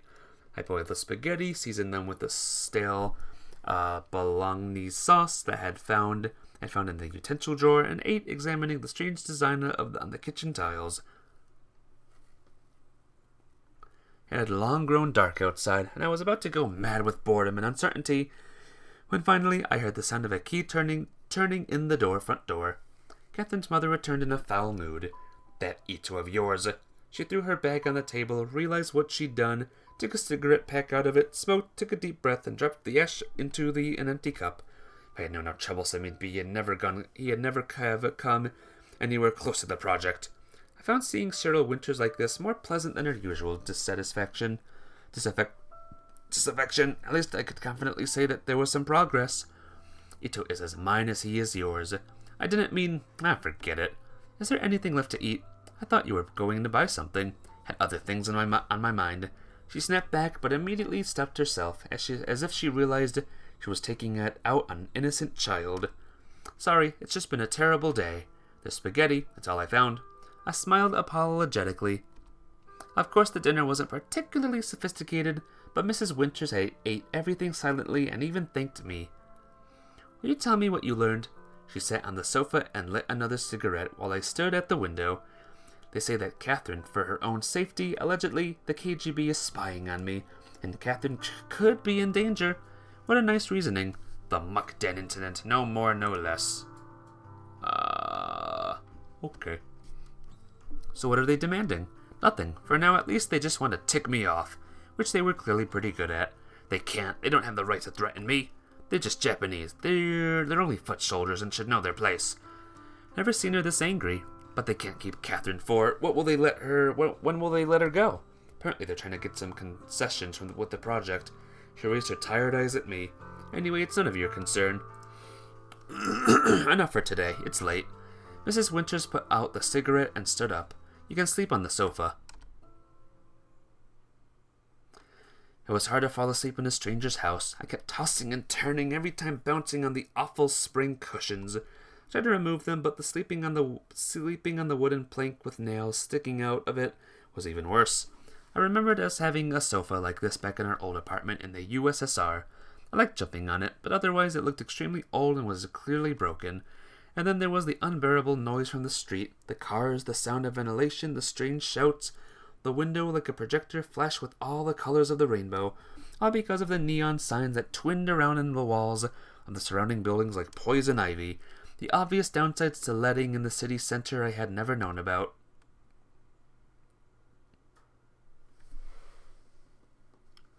Alright, next day. It's October! Ready for some trick-or-treating, Mafia? Sleep well? I had been dreaming about Catherine, but her mother woke me up so unceremoniously that the dream immediately faded in the bright rays of the morning sun. I opened my eyes. The view seemed to have changed over the course of the night. What happened? I pulled myself up and looked around. I was in Catherine's bedroom, in her bed. Apparently the sofa springs got the best of me last night. Sorry, it's just that your sofa isn't very comfortable. Heck yeah, you ready? Alright, let's do it. I'll be the werewolf. The pillow still smelled like Catherine's shampoo. No doubt.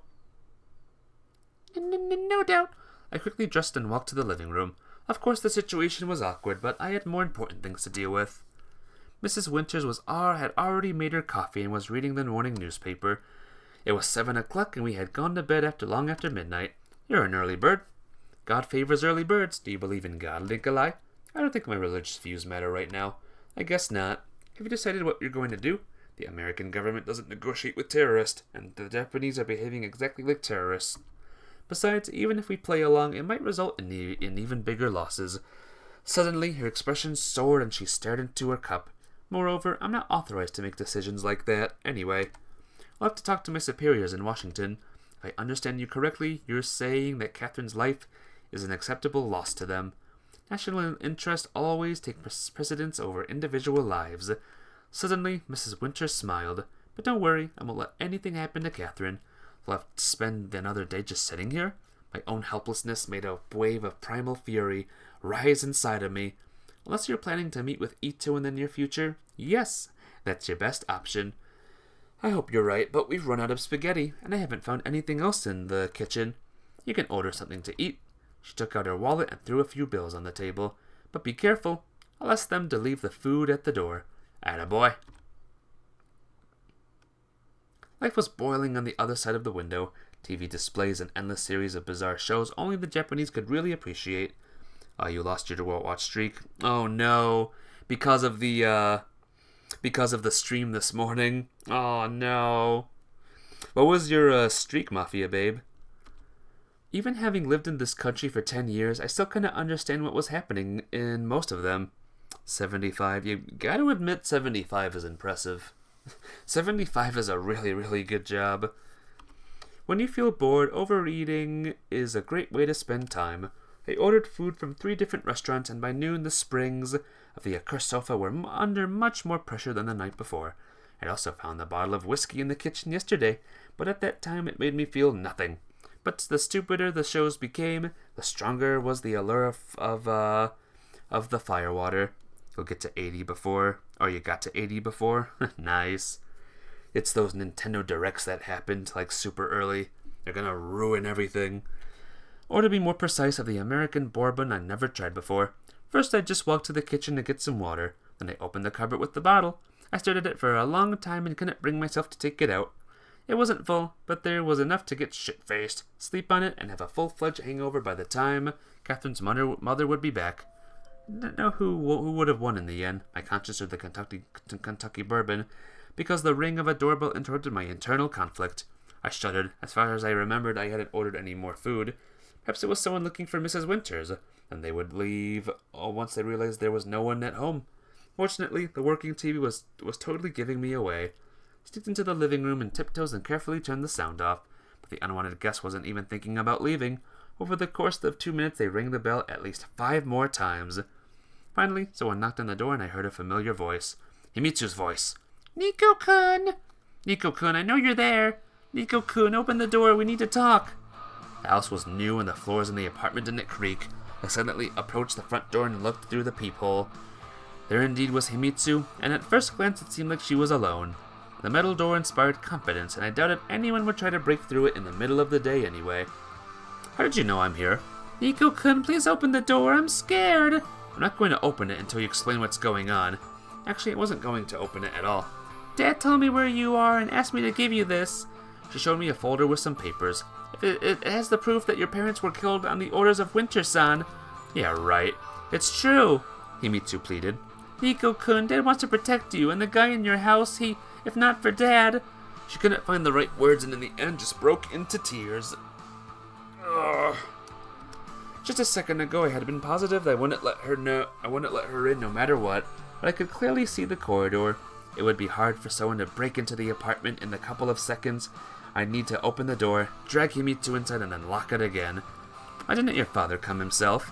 I said slowly to amplify the element of surprise and opened the door abruptly. Himitsu appeared in the apartment, but the corridor outside remained silent. It seemed she really had come alone. I returned to the living room and sat on the sofa. She followed me, looked around, and stared at me with their giant green eyes, firmly pressing the folder to her chest. I don't know what your father wants from me, but he kidnapped Catherine. You have nothing to talk about until she's safe. Of course I was curious about the folder, but decided to stick to my guns until the end. Nico-kun, Kari-chan is safe. She's even safer there than with this woman. With this woman? I scoffed. Talking about her mother. Following the same logic, I can say you aren't safe with Ito. Everyone was trying to convince me of their integrity. Cheryl Winters, Ito, Himitsu on Ito's behalf, Michael. Although, why did I trust Miss Winters so blindly? I just believed blindly that I had no other choice, that a simple school kid was no match for the corporation. Was that really my only possible strategy, or just the most convenient one? I looked askance at the folder in Himitsu's hands. Here! She noticed that and stretched it over to me. I didn't hesitate for long. What would be the point in backing off now? In the folder, there were a lot of stamped papers filled with text in English, surveillance protocols, reports, meeting transcripts, orders, administrative notes, and so on. Many of them had the signature of Catherine's mother. While I was reading, Himitsu stood there like a statue. There was a lot of information, but the general idea was clear. Cheryl Winters knew about the surveillance of my parents. Moreover, she was in charge of it. In all these documents, they were identified as Soviet spies. Why would spies be allowed to work on the project in the first place? And what conclusion do you think I'd draw based on this? I messily stuffed the papers back into the folder and drew in on the table. Nico-kun! Mitsu finally flinched and wearily sat on the chair. I can't figure out what you and your father are trying to achieve, but if she wanted to harm me, she would have done so a long time ago. I'm sorry to say, but your dad was much less persuasive swinging his pistol around. And why me? I know nothing. I don't have the documents or information everyone seems to need. Do I have a honeypot strapped into my back or something? Nico-kun, do you think that I didn't let her finish. I don't know what to think anymore, Sunshine. Didn't you make a scene on my porch a few days ago? Of course I'm grateful, to some extent, for knowing that I could have been a father, but I was running out of air, and had to take a deep breath. I don't blame Catherine. There's nothing to blame her for. Neither the miscarriage nor having a mother like that. And you aren't the one to blame for your father's sins. Mitsu burst into tears again. But now I was ready to join her. But everything worked out the way it did. And right now I just want to save the girl I love, and I doubt your father intends to help me with that. Especially considering he is the one who kidnapped her. What was even the point of sending you here? Himitsu cast her head as low as she could as if confessing her sins. Nico-kun, I did everything I could, she said in a stranger's voice. You could have tried to influence your father. Maybe he would have stopped using innocent people to achieve his dubious ends. Suddenly, I heard the sound of a key turning in the keyhole. I froze, and Himitsu raised her head and looked at me in fear.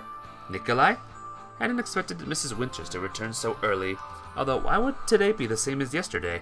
She took off her shoes, entered the living room, and stopped with an expression of genuine surprise on her face. You've got a guest? Ito's girl, she finally said with contempt. Mrs. Winters, Himitsu has nothing to do with this. Was I supposed to protect her after all she'd done?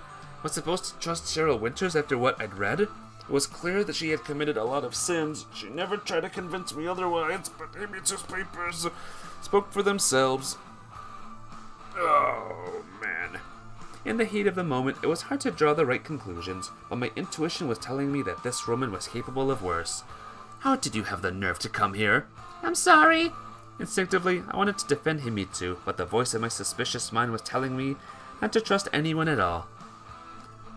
Well, what should we do? Stand up for Himitsu or say nothing? I know what I'm going to do. I'm going to stand up for Himitsu! You don't have to apologize to her, I said with determination in my voice. Even the mothers of serial killers try to justify their child's deeds, and similarly, I took Himitsu's side and almost contradicted of common sense. What would you say about this, Mrs. Winter? I took the folder and slammed it on the table. About what? I learned a lot about you today. For example, that you were signing off on my parents' surveillance.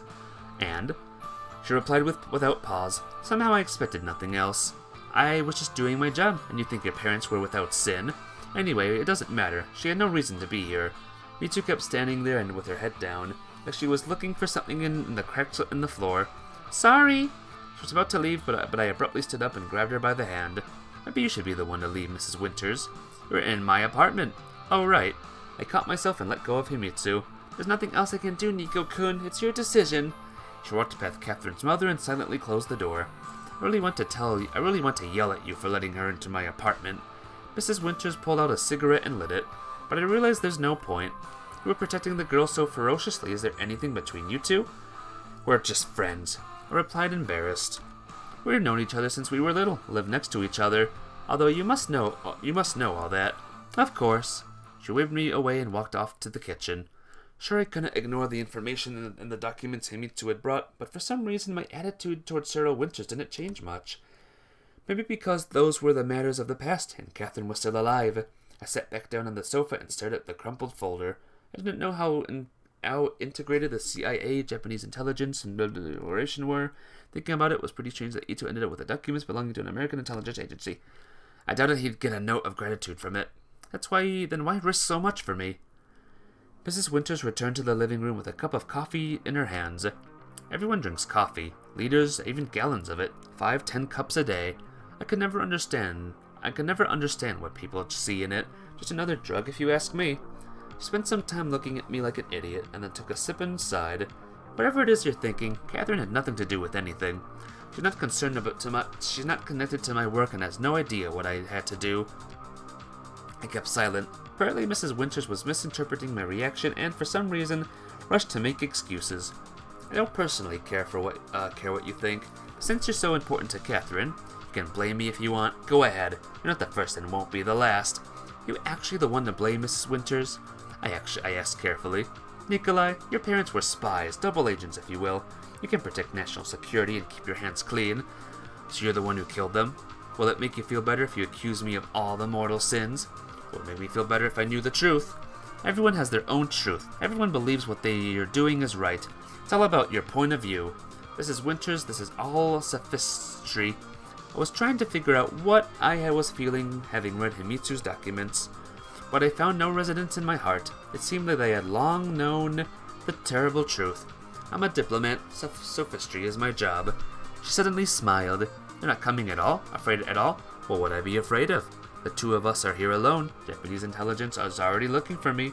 And after what I just found out, Nikolai, watch yourself." Catherine's mother smirked with contempt. She might have been a woman, but Michael had been quite successful in giving my self-image a reality check. What if she had a gun? You aren't even denying it anymore. Would it help? You've already decided everything for yourself. What's the point in trying to change your mind? Then I have nothing more to do here. I'm not keeping you. When she put it that way, I actually felt no desire to leave. Because beyond the front door lay the unknown, and in this living room were only sins of the past that could no longer be changed. Mrs. Winters, don't you think that you owe me at least something after everything that's happened? If you hadn't taken Catherine away from me, by now you should have been a grandmother. We had barely discussed Catherine's pregnancy. It was hard for me to talk about it, and as for her mother, oh gosh, now wouldn't that be just wonderful? So you don't care that she lost the child? Nikolai, what's the point in discussing this right now? Do you really think that not talking about the problem will solve it? I don't have any problems. Apart from Catherine's disappearance, your conflict with Ito, however many other things that exist but I don't know about. I grinned maliciously. I thought you were about to leave, Nikolai. Are you kicking me out? Apparently I struck a nerve.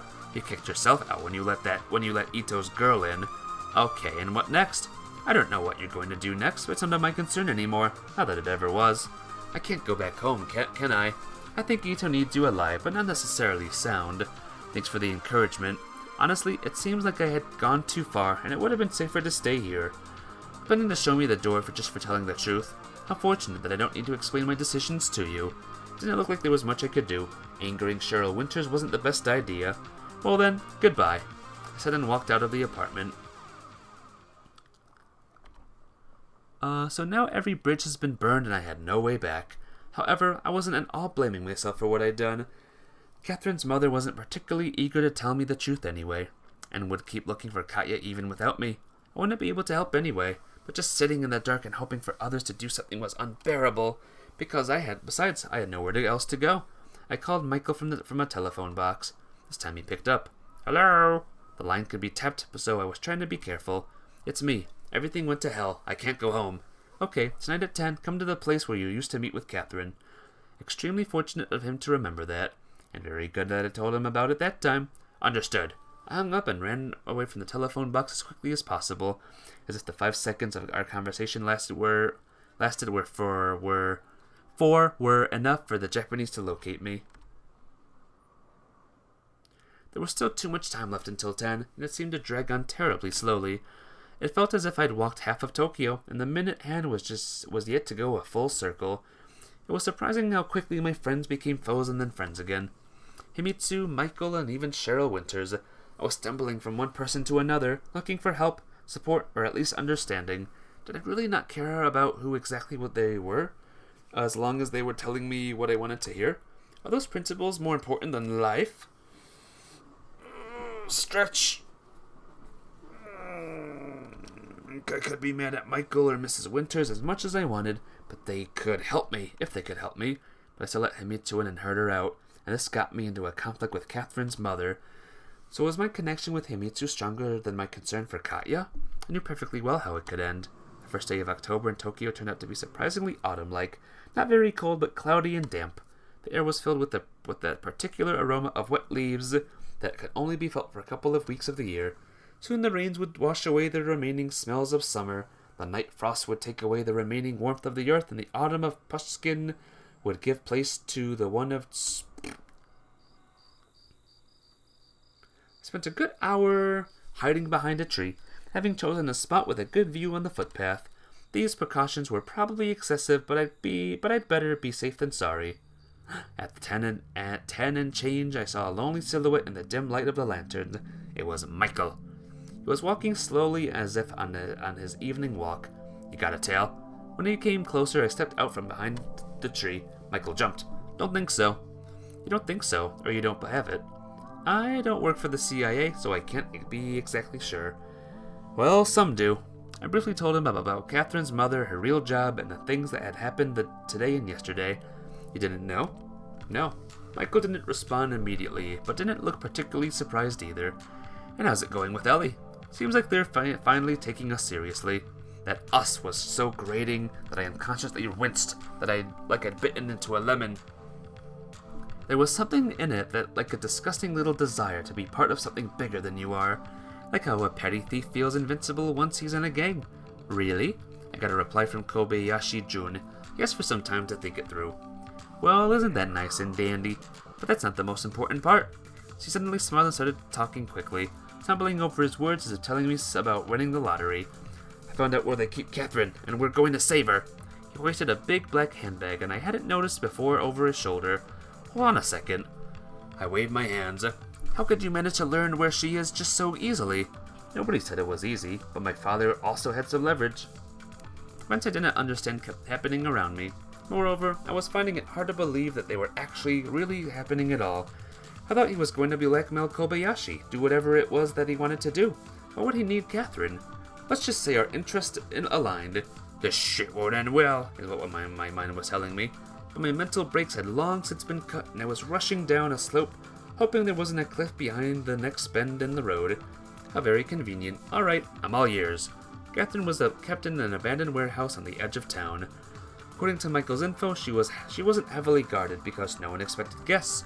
In the bag there were 2 black turtlenecks, balaclavas, a crowbar, a flashlight, a cope of rope, why, and then even a gas gun. I mean, I also think it's better to be prepared for the worst, but a gun? Mike, what the how? Dad keeps it in his desk just in case. But every second, whatever it was that was happening to me resembled the reality I was used to less and less. But it was still a chance to save Catherine, if a reckless one. Okay, and what then? We'll hide at my place. The corporation and Japanese intelligence don't seem to know I'm involved, but should be this safe there for now. We, including me? He frowned for a moment. Of course, I don't want you to get the wrong idea. I'm helping Catherine, not you. I'm trying not to get any ideas at this point. You seem to have doubts. It's strange that you don't. You a Kaido or whatever you learned is one thing, but this? Mike, things will get better for Catherine if they shoot us here. I can't go alone. We have a better chance of success together. 0 multiplied by 0 is still 0. I grumbled and snatched the turtleneck out of his hands. It turned out to be too narrow for my shoulders, and at the same time the sleeves were too long. We got to the place by taxi, having spent the entire trip in silence. I was staring out the window the entire time, unable to shake off the feeling that I was doing something wrong. Meanwhile, Michael was carefully studying the plan of the area printed on a huge sheet of paper that unfolded covered the entire back seat. Even though rescuing Catherine was the only thing that mattered to me, our plan appeared to be pure madness. It was as if I was walking a plank with the tip of a rapier at my back. Down in the water were sharks. Behind were 100 frenzied pirates. Whatever choice I made, it was the end. But in the first case, there was at least a chance that the sharks had already had breakfast. Ooh. It seemed that there used to be a factory in this part of Tokyo, but then it was abandoned, and in the dark of the night, the area resembled a cemetery. A huge industrial cemetery of the upcoming post-industrial era.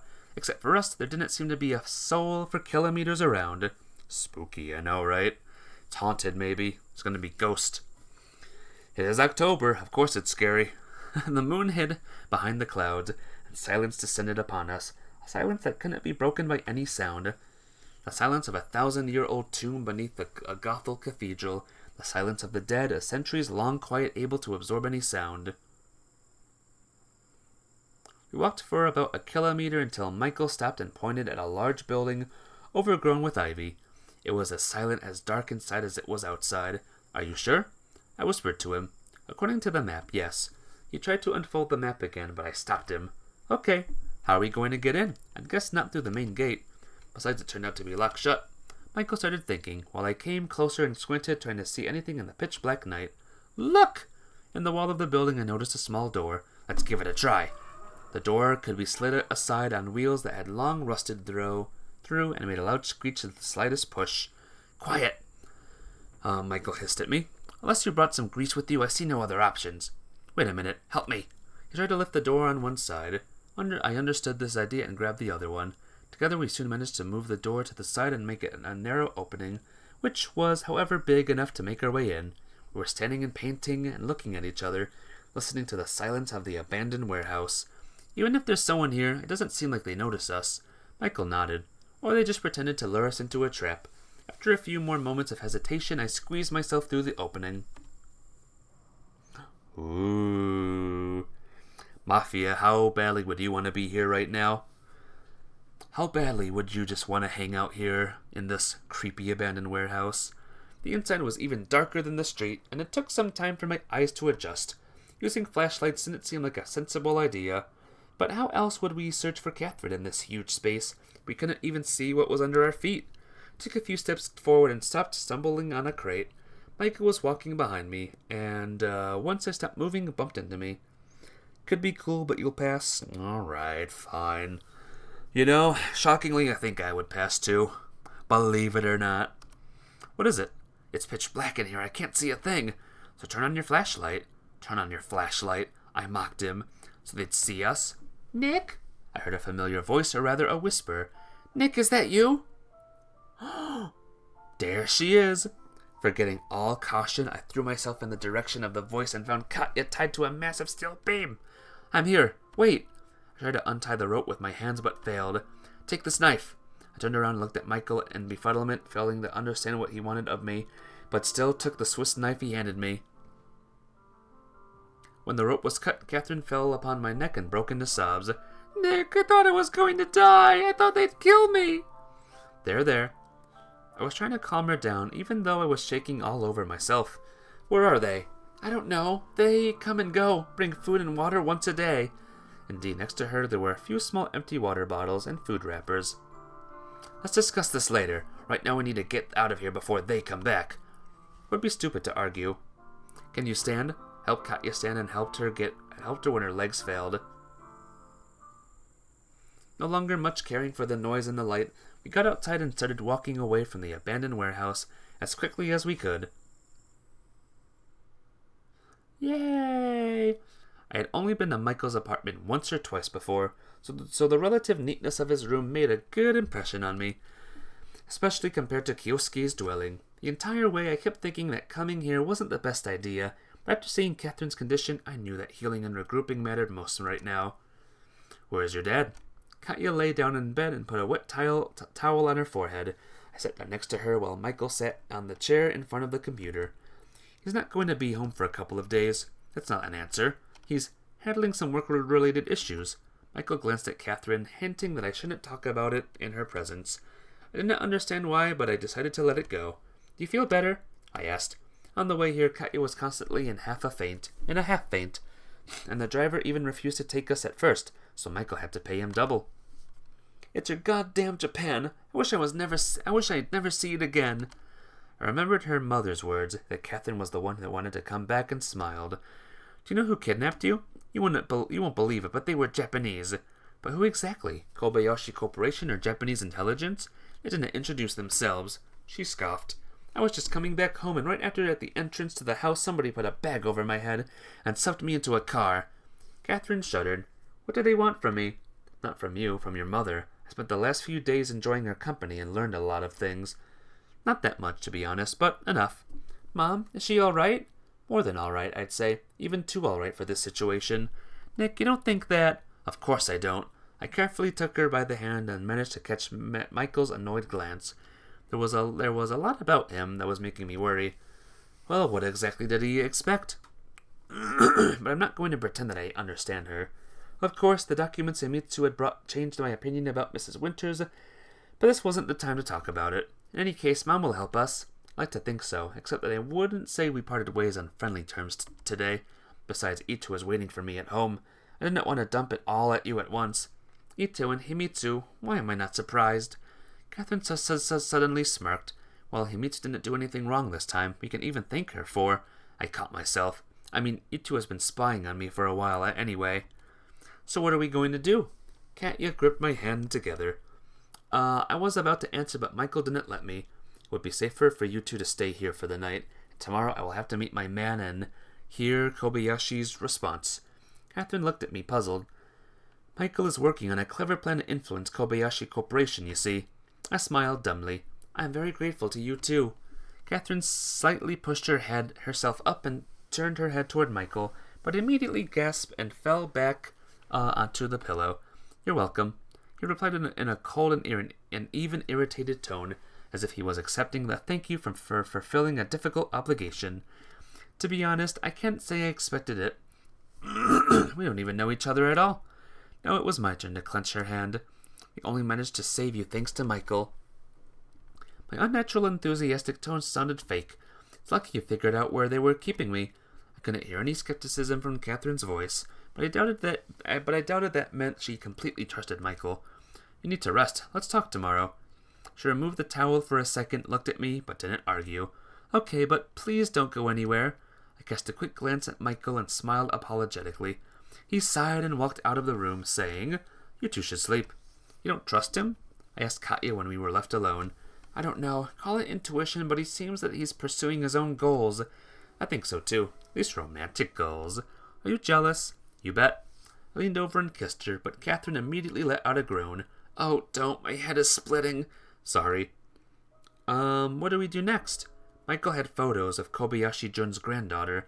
He's the head of Kobayashi Corporation. Photos of her buying drugs.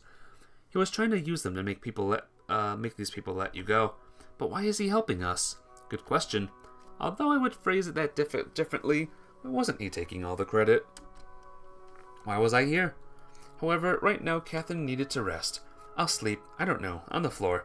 Just lie next to me." She tried to lightly pull me to her. I have serious doubts that this fork pad would befit two people. "Want to test that?" Katya asked me playfully. "I thought you had a headache." Oxytocin is a well-known painkiller. What? How do you know that? Sure. What if I want to go to medical school? Do you? What if? I kissed her again, and this time Katya reciprocated. You know, when Mom said that she had to go to Japan again, I could have stayed with my grandma in the U.S. I know.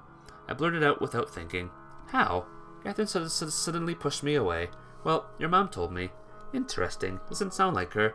What if she suddenly started believing in our love? Uh-huh. Sure. She smirked. About your mom.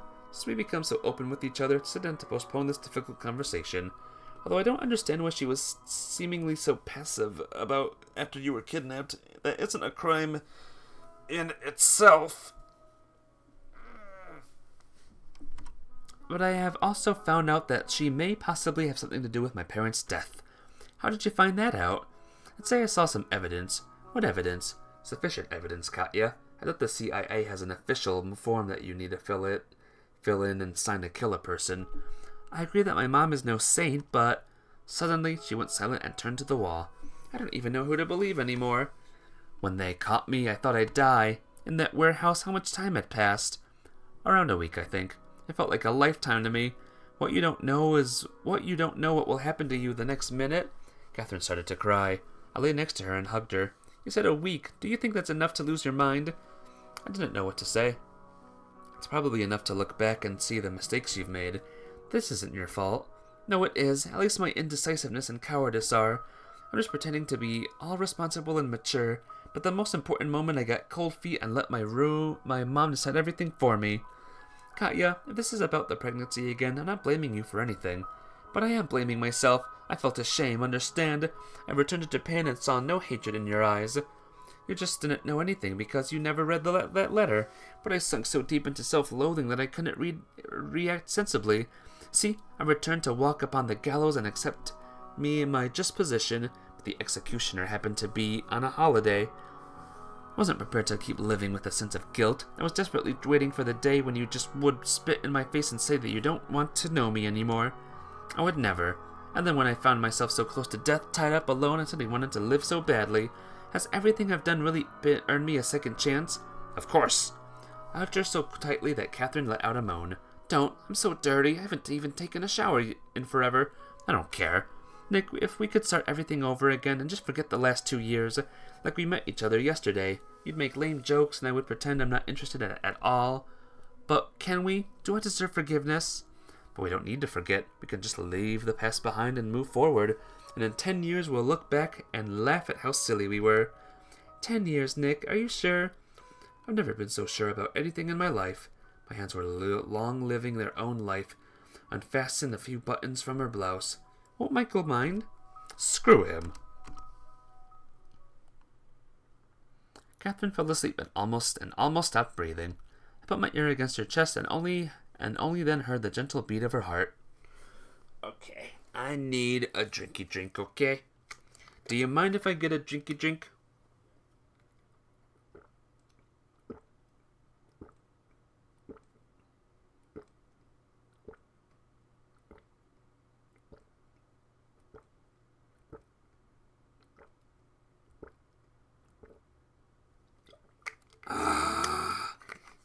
That's crazy. What, me drinking? It's just water, don't worry. It's not anything weird or alcoholic. It's just water. The bed was indeed too small for two, and I had to push myself against the wall so that Katya would have enough space to sleep comfortably. Deep inside I had wanted to believe that we would be together again, but even if the most foolish dream I couldn't have hoped for, such a degree of openness and intimacy. The day brought our relationship to a level where it seemed nothing could ever stand in the way of our love, as I burped.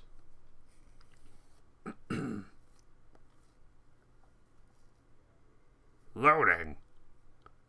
It's the 2nd day of October.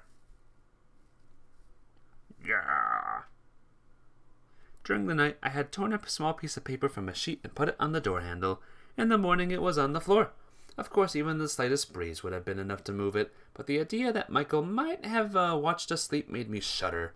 Sure he couldn't not have heard us having... But that's still not the same. Although, however I looked at it, the situation was strange and even stupid.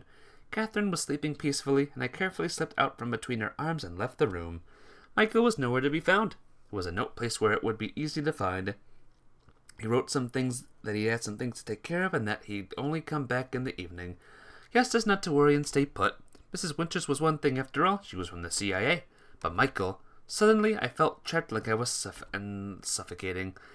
Yes, Katya and I were together again, but the whole world was against us.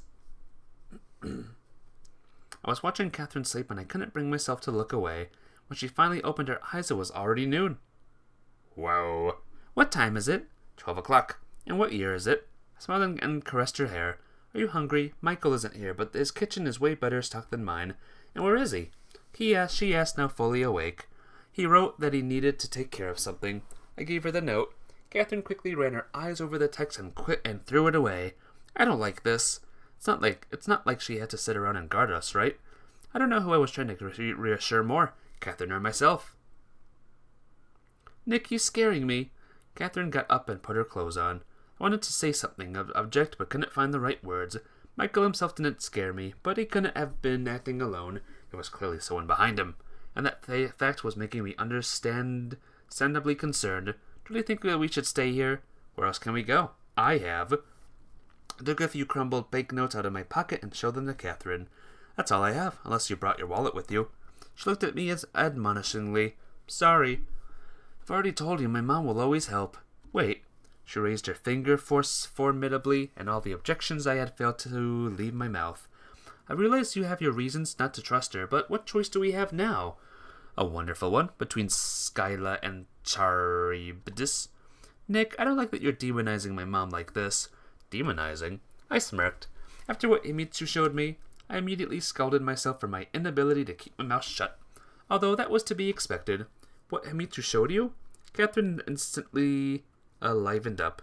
Katya, it's not about her. The documents I was talking about yesterday, Mitsu could have just faked them. You run around her wagging your tail like a lapdog no matter what she says. Sorry for wasting your time. I've got to get back to the warehouse. Her words sounded like a joke, but Catherine's tone was serious. She tried to walk out of the room, but I stood in the doorway. Let me through. You don't want to hear anything against your mom, but get angry every time I mention Himitsu. Is that fair? Nobody said that life has to always be fair. She tried to push her way to the door, but when that didn't work, she started beating her fist against my chest. Not strongly, but very persistently. Small strokes fell great oaks. Eventually, I had to grab Catherine's wrists. Katya, stop it, please. That's the last thing we need right now is the fight. So suddenly, she stopped and just hung impotently in my arms. Nick, I'm just afraid. I'm so afraid of the unknown. It's driving me crazy. What will happen to us next? We're together, and that's all what matters most. The phrase sounded so cliché it only made me feel worse, but Catherine hugged me tighter. Sometimes it feels like this is all a dream, and that at any second I could wake up and find myself alone again. I just don't know how to be happy. Sorry. And then I realized it was as if our relationship had begun anew. Both of us had gone through a lot in the past 2 years, each in their own way. In the past I hadn't really been trying to get to know Catherine as a person, to understand what she thought, felt, wished for, loved, and hated. Simply reveling in my reflection in her, took our love for granted, for an inviolable truth and an unsomething fact. I had never thought of what our separation meant to her, only been drowning in self-pity, as if I were the only one suffering. You know, I think we both made our own messes. But I still trust my mom. I still believe that for her the end justifies the means. The end justifies the means. Catherine suddenly laughed and buried her head in my shoulder. We can't just leave and start a new life, right? Should have enough money for 2 tickets. After all, we can find jobs, simple ones, where they don't ask for experience or education. We can save some money and then leave the country where only bad things happen to us. Well, I lived here most of my life, and Japan is much more a home to me than in the USSR. But it doesn't matter. Home is where your heart is, and my heart is with you. This time the cliche didn't sound fake. It's possible, right? We just need to really want it? To be honest, I wasn't even sure that the couple of crumpled bills I had would be enough to buy tickets. Traveling by train wasn't cheap in Japan, but the desire to dive into sweet dreams with Catherine was too great, and I gave in. Of course, we wouldn't even need to save up too much. We could go to China by boat and then figure something out about passports. What's most important is to go to a place where no one, not the CIA, not the KGB, not the Japanese would get to us. If there was such a place on this planet, and in just a year we'll be laughing at all this together, drinking cocktails in sunbeds.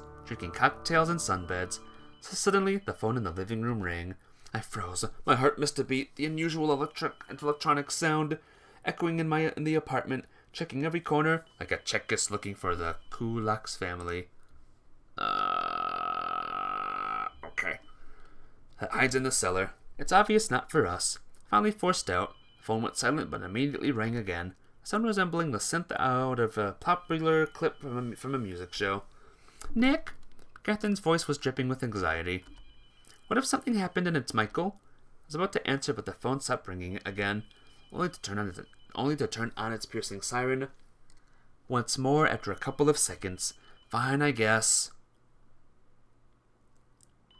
I grabbed the receiver and returned to Michael's room. Hello? I couldn't recognize my own voice. Is that you, school bore? I looked at Catherine, dumbfounded. Hello? Yes, it's me. It didn't matter how Kobayashi Ellie had Michael's number, or even why she's calling me him. Much more importantly, why had she been expecting me to pick up? Who is that? Catherine whispered. I covered the receiver with my hand and quietly replied, Kobayashi Ellie. Good, then listen to me. We don't have much time. Just don't think that I'm calling you because... Never mind. Your friend came over and talked to my grandfather. I didn't like him in the second I saw him. Not that I liked you, but I think there's at least some good left in you. Besides, you're not alone, and I know that too. But that friend, he's asked my grandfather. Ellie stopped mid-sentence and I couldn't even hear the static in the new-fashioned wireless receiver. Finally, she exhaled, clearly pulling herself together, and continued. He asked my grandfather to deal with you, and he wanted Caitlin, or was it Catherine, to see everything. And grandfather said that they'd already gotten rid of one girl. I don't know whose idea the whole blackmail thing was, but I won't be able to sleep proper knowing I didn't do anything and just kept my mouth shut. So your girlfriend and you need to get out of there quick. How come you have this number? I asked automatically. Why the hell does it matter? Well, I've done my part. The rest is up to you. Ciao! Short beeps in the receiver sounded like the soundtrack to a silent science fiction movie.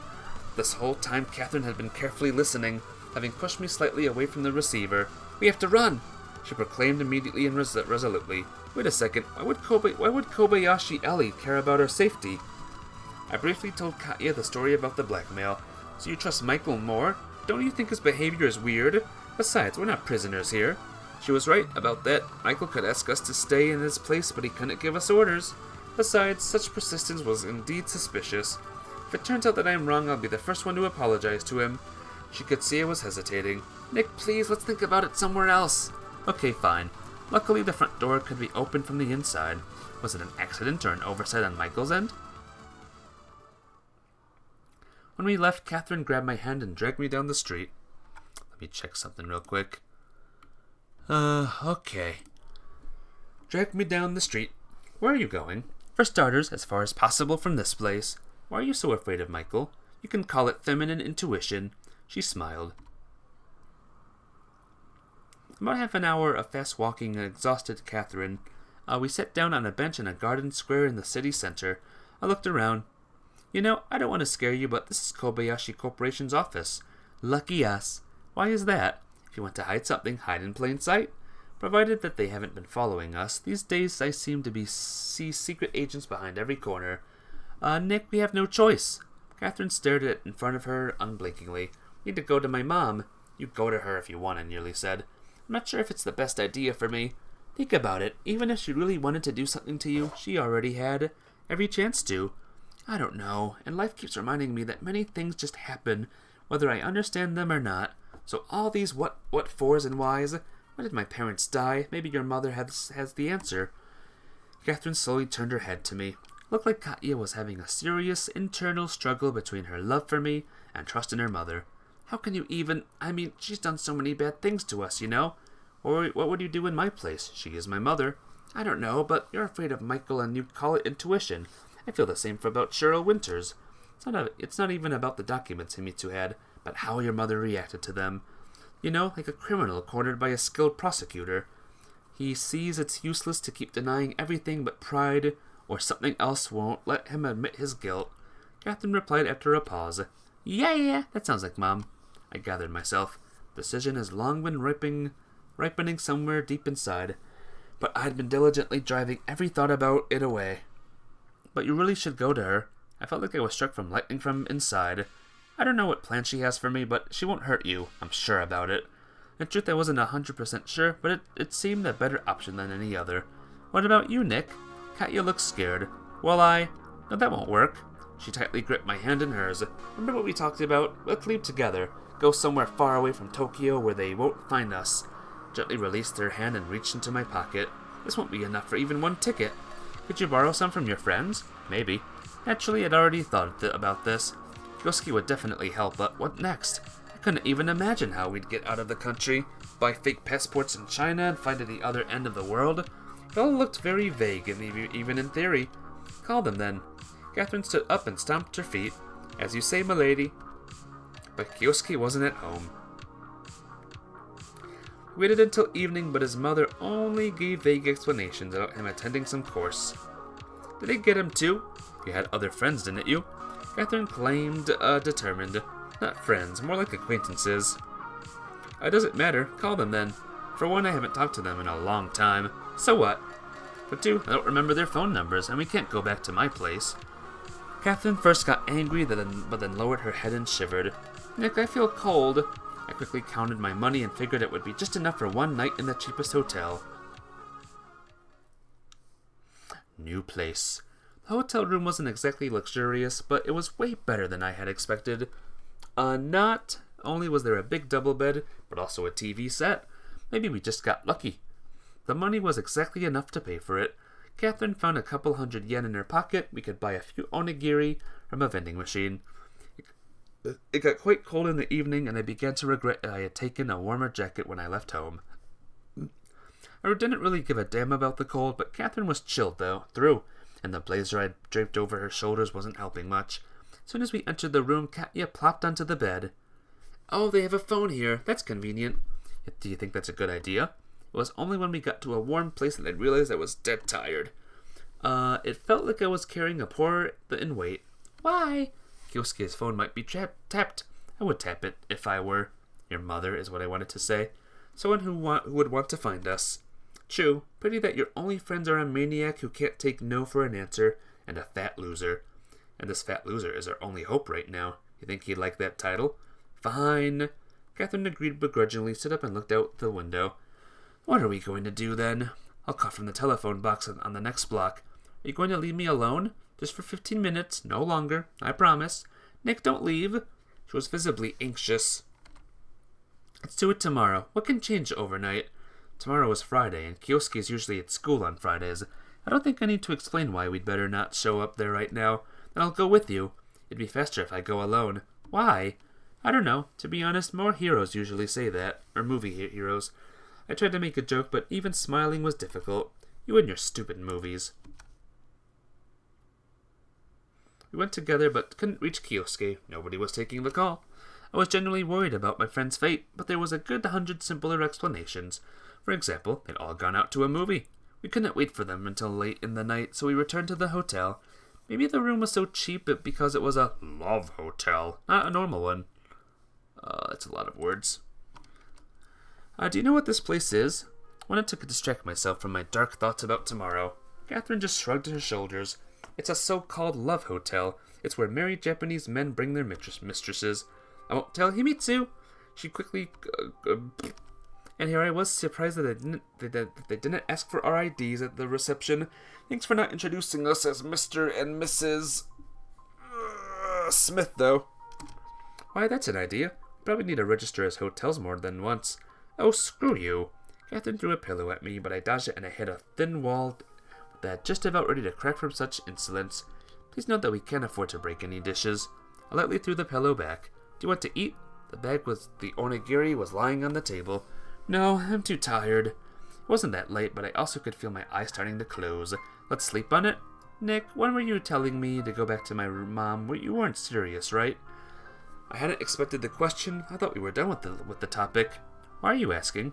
You just made a grand gesture to show how noble you are, right? What if I agreed?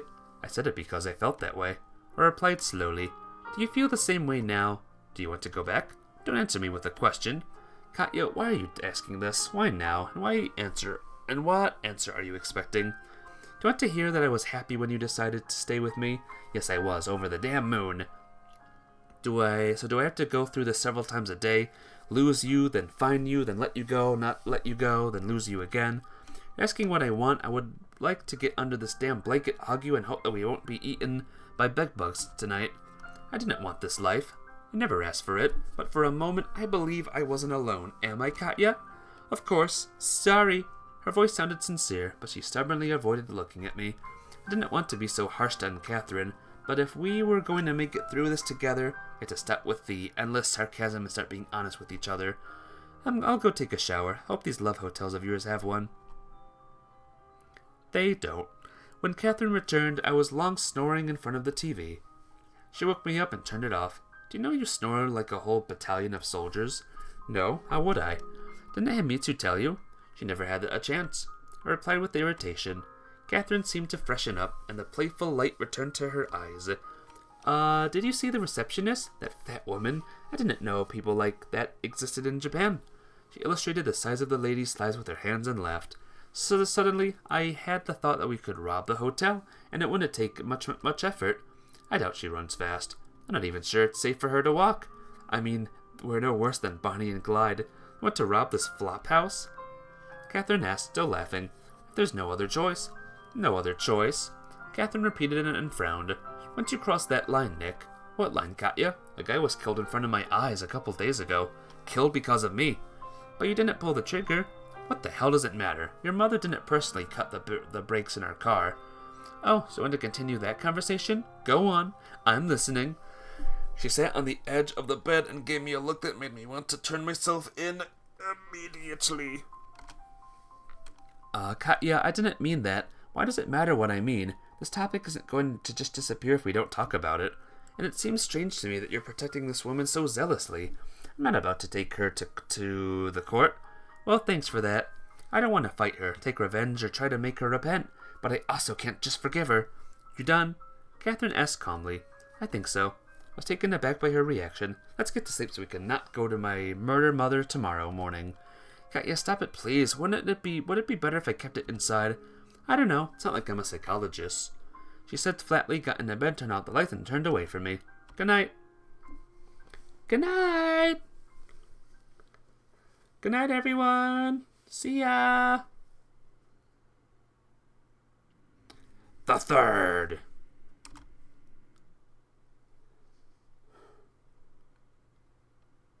I couldn't fall asleep until early in the morning. My whole body ached since I was afraid to turn and wake Catherine up. Meanwhile, she was sleeping just as calmly the night before. But the next moment after I closed my eyes for just a second, the room was drowning in the light of the rising sun, and the morning Tokyo was waking up from behind the window. I turned to the other side, but Katya wasn't there. Maybe she went to the toilet, but the vague sense of something being wrong again began eating at me, and kept me from falling asleep again. I got up, wiped my swollen eyes, and looked around. A little scrap of paper lay on the table. Another note. Nick, I thought about it and decided that you're right. Sorry for everything. Love you, Catherine. I turned the paper in my hands and reread it several times. So Catherine had left. But where to? You're right? What the hell was I right about? But going through our options and the suggestions she returned to her mother? At that moment, I didn't even know what I was saying. She wanted to save the person I loved and said whatever popped into my head. Things I'd seen in movies or read in books. Is that a crime? What if I said we should drink poison together? That was a way out too, in a sense. Ah! A scream of agony found its way out of my lungs, and a tirade of swearing from behind the walls came in response. Katya, why? I quickly got dressed and ran to Mrs. Winter's apartment. Catherine must have gone there, right? Where else could she go? Getting to that district on foot was unrealistic, and I had no money for a train ticket. I just jumped over the pay gate, pushing myself a meter and a half above the ground. I had no idea I could do something like that. I was panting and sweating in the train, and a decent exclusion zone formed around me. What would normally be a crowded Tokyo train car. Office rats in their gray suits, schoolgirls with way too much makeup on, decrepit old women in their last years. All of them stared at me with a mix of surprise and disgust. But I couldn't care less. My heart was beating it to the tempo of an ashtray, a trash metal action film, consistently giving off overly progressive beats. The train seemed to be going at an incredible speed, but time went by so slowly, I felt death's approach several times before I got on the right station. From there, it didn't take much time to get to Catherine's house. I ran down the street, elbowing people like a professional rugby player. As soon as I reached the right door, I pressed the buzzer as hard as I could. The awful sound repeated again and again, but nobody opened the door. They weren't home, but then where was Katya? Of course I couldn't have been wrong. I could have been wrong from the start. Catherine could have simply called her mother from a telephone box and agreed to meet somewhere else. By now they could already be flying away from the Japanese archipelago. I imagined Cheryl Winters drinking a margarita with a snarky smile on her lips, and Catherine in a chair next to her. What expression would she have? What would she be thinking about? How would she be responding to her mother's jokes? I kept pressing the buzzer for so long that the doorman ended up stepping outside and trying to shoo me away. Remember, I learned that Miss Winters had left early in the morning, and he hadn't seen Catherine in a long time. So my first thought didn't turn out to be my best. What else could I do? I slid down the brick wall of the house that always seemed completely alien to me and hugged my knees. Nikolai? I heard a familiar voice next to me. He too was leaning over me with a look of genuine surprise on his face. Now that's a surprise. Ryunosuke-san. Of course, the meeting was unexpected for me too, but after Katya left, I seemed to have lost all ties to reality. What are you doing here? That's what I'd like to ask you. I have to admit, I'm glad we met. If you're here, then I'm here. So you haven't found Catherine? I was hoping that Miss Winters was with you. I'm sure you love her. You'd love her to be. I smirked and slowly stood up. At least she was safe. You don't think I intended to hurt Catherine-san, do you? Ito asked with feigning indignation. So then, can I leave? Of course. His nasty smile made me recoil. As soon as you answer a few questions. Go ahead, I have plenty of time. Then we'd better talk somewhere more suitable. But this place seems suitable enough to me. Nikolai, let's not make a scene. I looked at the car parked nearby. It seemed like they'd gotten me good and I had no chance at escape. Not that I had anywhere to escape to. No place in Tokyo was safe for me anymore. And it really didn't matter where I was, on the street or in a cell, where Catherine had disappeared from my life once again. This time it took like forever. Fine, let's go. As soon as we got into the car, the bag was pulled over my head, so I couldn't memorize the path we followed even if I wanted to. The Japanese seemed to treat me more carefully than Mrs. Winters' people. At least this time I didn't take any blows to the head. Yay! We're in this room again, Mafia babe! Wow! The interrogation room looked to be the same building where I had my first pleasant conversation with Mrs. Winters. While I was waiting for the unknown, I had time to think. So Catherine had decided to follow my stupid advice and return to her mother. Could I blame her for it? After all she's had to go through over the last month? No, I had no right to think like that. But a heart had a will of its own. Yes, I had my concerns, but going to sleep yesterday, I wanted to believe I would wake up next to Katya. However, the little worm of distrust nested deep within my soul gradually ate away at the wings of my noble intentions. She could have taken me away, with her. It's all because of her mother. Just in all that pretty words you liked, just abandon you. You always knew it was going to end like this. You two are too different. You're not destined to be together. You two is going to come in and shoot you like a rabid dog. You still believe that meeting Catherine was a good thing. You could be living with Himitsu right now. Living a good or bad, but living. Kinda bad, but in the right choice is good. But no, the noble impulse of your soul is going to drive you into a coffin. Okay. A coffin wouldn't even be a worse option, a new voice echoed. They might as well just hang you from a tree in Aokigahara. Right. Together with the other romantics. Shut up! I screamed and grasped my head with my hands, as if that would calm the voices down. She was just waiting for the right moment to run away. Nothing she said meant anything, and she was only with you so long that it was convenient for her. And as soon as she got an opportunity, she ran away. Did you really think she would sacrifice anything at all for you? Expose herself or her mother to danger? Everybody knew that. Everybody but you. Himitsu warned you. You just didn't want to listen. And where are we now? Look around. This is where your blind love got us. Must be beating yourself up, the third voice said sarcastically, as if hammering the last nail in the top of the coffin, that I, according to them, had no hope of having. Enough! I smashed my head into the table as hard as I could. I'd prefer if you didn't have to tie you to the chair. Ito sat opposite to me, looking at me with disgust in his eyes. Ryunosuke-san, how long have you been here? I rubbed my bruised forehead, but felt nothing. How about I tell you my theory first, and you correct me if I'm wrong anywhere, alright? He took out a cigarette and lit it. I just silently stared at him, not even sure whether this was real. You were supposed to meet with Cheryl Winters, but her daughter ditched you. I don't care about why, whether you had a fight or disagreed on something. Ito went from talking like the sympathetic neighbor to a cold, calculating man who used to getting his way. Naturally, you had a plan on how you get out of the country. Let's start with something simple. Where were you supposed to meet with Winters? With each sentence, my heart dropped lower and lower, like I felt like a naughty boy in a police station. Well, Nikolai, why the silence? Am I wrong about something? Hey, number 13th. How you doing today? I'm doing good. I'm in trouble right now, as you can see. You wouldn't need to have a brilliant mind to come up to the conclusions that he did, but I just wasn't prepared to be driven into a corner like this. You're doing good? Awesome. I hope your day is going well, and it will continue to go well. I only had two options: keep my silence until the end or tell the truth. The truth, unfortunately, was that I knew nothing, and thus it didn't much matter from silence. In any case, even under torture, I wouldn't be able to say anything that could cause Catherine harm. After everything, you still want to protect her, one of the voices said mockingly. For better or worse, for richer or poorer, in sickness or in health, till death do you part. Well, we're almost there. I don't know anything, I whispered angrily. What? Nikolai, speak up, I can't hear you. I don't know anything, understand? I shouted. We haven't decided anything yet. It was clear that we had to get out of Tokyo somehow, but we had no money. Catherine, she must have contacted her mother. She left early in the morning while I was still asleep. Is that so?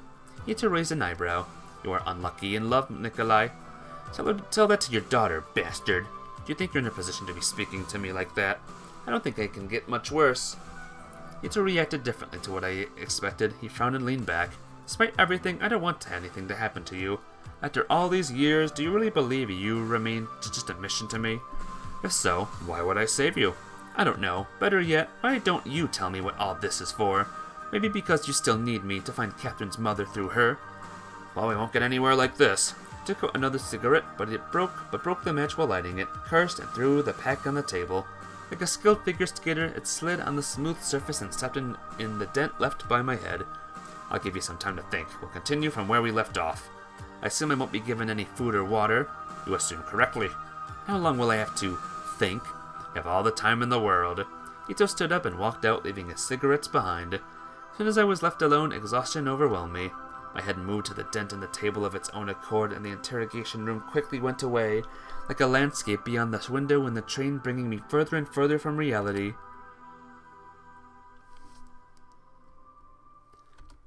Everything ended well. Catherine and I were sitting on the beach, holding hands, and looked at the sunset as it colored the horizon all shades of red and purple. We were silent, but the silence spoke louder than words. Connection with another person as we became one. Challenges and dangers, we finally found peace. I wanted this moment to last forever. Ooh. Water dripping onto my head woke me up. Slowly, one drop every few seconds, but each impact echoed in my skull like thunder. There's a reason why water torture is considered one of the worst in existence. Looked at the ceiling, but apparently it wasn't intentional. It seemed that the seam between the panels was right above my head, and the plaster had peeled off to just the right place. I didn't know how much time had passed. Maybe a few hours, maybe a few minutes. That dream about Catherine completely undermined my determination to play hero. I hadn't been hiding anything, because I knew nothing, but I still hadn't wanted Ito to think he managed to get something out of me. But all this fervor seemed to have stayed behind in the dream, and I was ready to get on my knees in front of him and confess to every mortal sin. Except he was in no hurry to come back. It was so silent in the basement. It was a basement, right? I could hear the blood running in my arteries, liquid moving in my head, and veins pulsating in my body. Felt like I was going mad. Started tapping out a rhythm on the table with my knuckles, but soon enough grew bored of it. It's not that scary to be alone. It's scary to be nothing. And to make it worse, the voices in my head had also gone silent when Ito left. Hey, I called carefully. Of course, it was too early to make assumptions. It was a normal reaction of my body to excessive stress. But with each sound, the darkness was growing thicker above my head.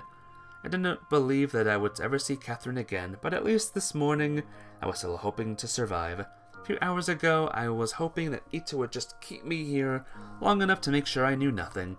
And then, who knows, maybe he would let me go. Now I was no longer sure I would live another minute. Felt like all the air was sucked out of the room, and I began to suffocate, impotently opening my mouth like a fish thrown on land. Enough already! I ran to the door and started banging on it with my fists. Let me out! Ryunosuke-san, I'll tell you everything! But the same scornful silence was my only answer. Ryunosuke-san, I'll tell you about Catherine's mother. About my parents, I'll give you all the documents. Ryunosuke-san, please! Spare me! Yay! Another good ending, guys. I think I died again. Yay! Ah, man, I keep finding all these great endings, guys. I don't know. I kind of don't like that one. Let's try one more time. Alright? One more time, okay? Right. Let's do the old fast forward thing. And hopefully this time we'll get to the right answer. Will we get to the right answer? Will we ever see the right answer with Catherine? We'll see.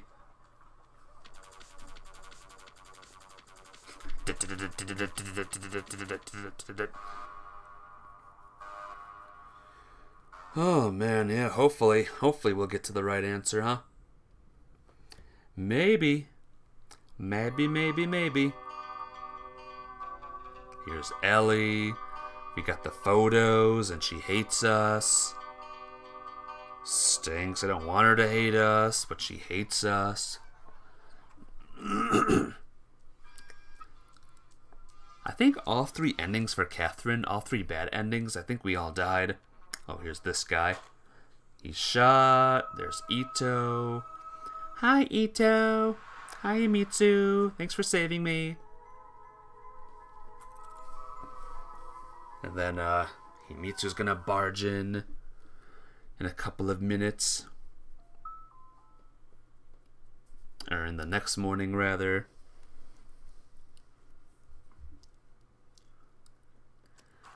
Oh, there she is. And there she is, too. So I stood up for Himitsu last time.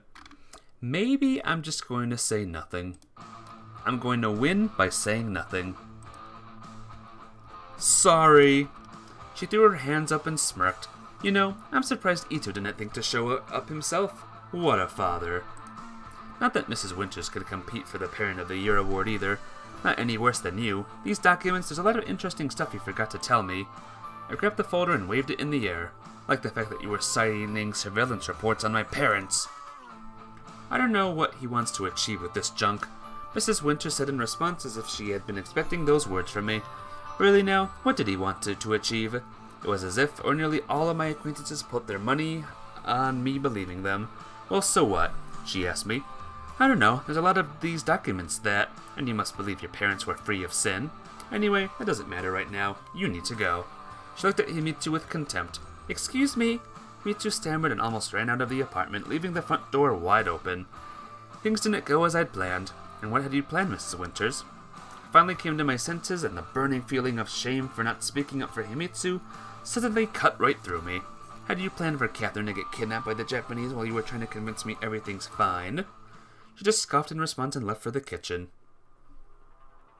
Alright, so we are still good. Still good, right, guys? Right? Here's the haunted warehouse. The spooky haunted warehouse. Ooh. Then we escaped. We're here. We're alive. We're resting. Will she leave, though, the next day? That's the big question. Will she leave? Oh, hi. Yeah, put some clothes on. Jeez. Sheesh, bro. Right, the phone call. Ring-a-ling-a-ling-a-ling. We went out. We're gonna have a party. We're gonna go to the inn. We're gonna sleep on it. I always found it difficult to fall asleep in a new place for the first time. Catherine didn't seem to have the same problem, or maybe she was just too tired. After just 5 minutes, her breath grew steady and barely audible. Meanwhile, I didn't dare to turn, afraid to disturb her, and soon enough we went numb everywhere I could. We were acting like total strangers, or at least seemed that way to me. I couldn't shake the feeling I'd left something unsaid. I couldn't blame Catherine for trying to protect her mother, but I couldn't agree with her either. Maybe it was something like when my ancestors fell after October 1917. Okay. Entire country split into two camps, the Reds and the Whites. One single idea that doesn't even directly impact your life is enough to drive a wedge between siblings, parents, and children, husbands and wives. A new flag won't grow more food, but humanity's bloodiest wars happened not over a loaf of bread, but over completely intangible abstract concepts. From my point of view, Katya's belief in her mother was irrational, but she probably thought the same about my distrust in Miss Winters. Did I have good reasons to suspect Cheryl Winters of my parents' murder? I guess so. Was the evidence enough to be sure? I guess not. And if not for her strange inaction, I would have doubted that Catherine would be much safer with her right now than with me. On the other hand, she would be safer almost everywhere that wasn't with me. Time ran painfully slow, and after just a half hour I lost all feeling in the arm I was lying on. "Are you asleep?" I whispered, but heard no response. I turned carefully as I could and stared at the ceiling. What would I do in the morning? Call Kioski, sure, but what if he didn't respond? I felt like a chess player sacrificing pieces one by one for the vague prospect of winning the game, hoping my opponent wouldn't figure out my mother's obvious plan. I know the board was almost empty, my attack was almost ready, but all the other side had to do was move a pawn to ruin my entire strategy. Our lack of money seemed to be the main obstacle, but deep inside both of us knew that there was just a nice excuse for future failure. It wouldn't take much to leave Tokyo. At the end of the 20th century, nobody starved to death in developed countries. If you are healthy and young, you can always find a job. If you have a goal and the will to pursue it, there's a lot you can achieve.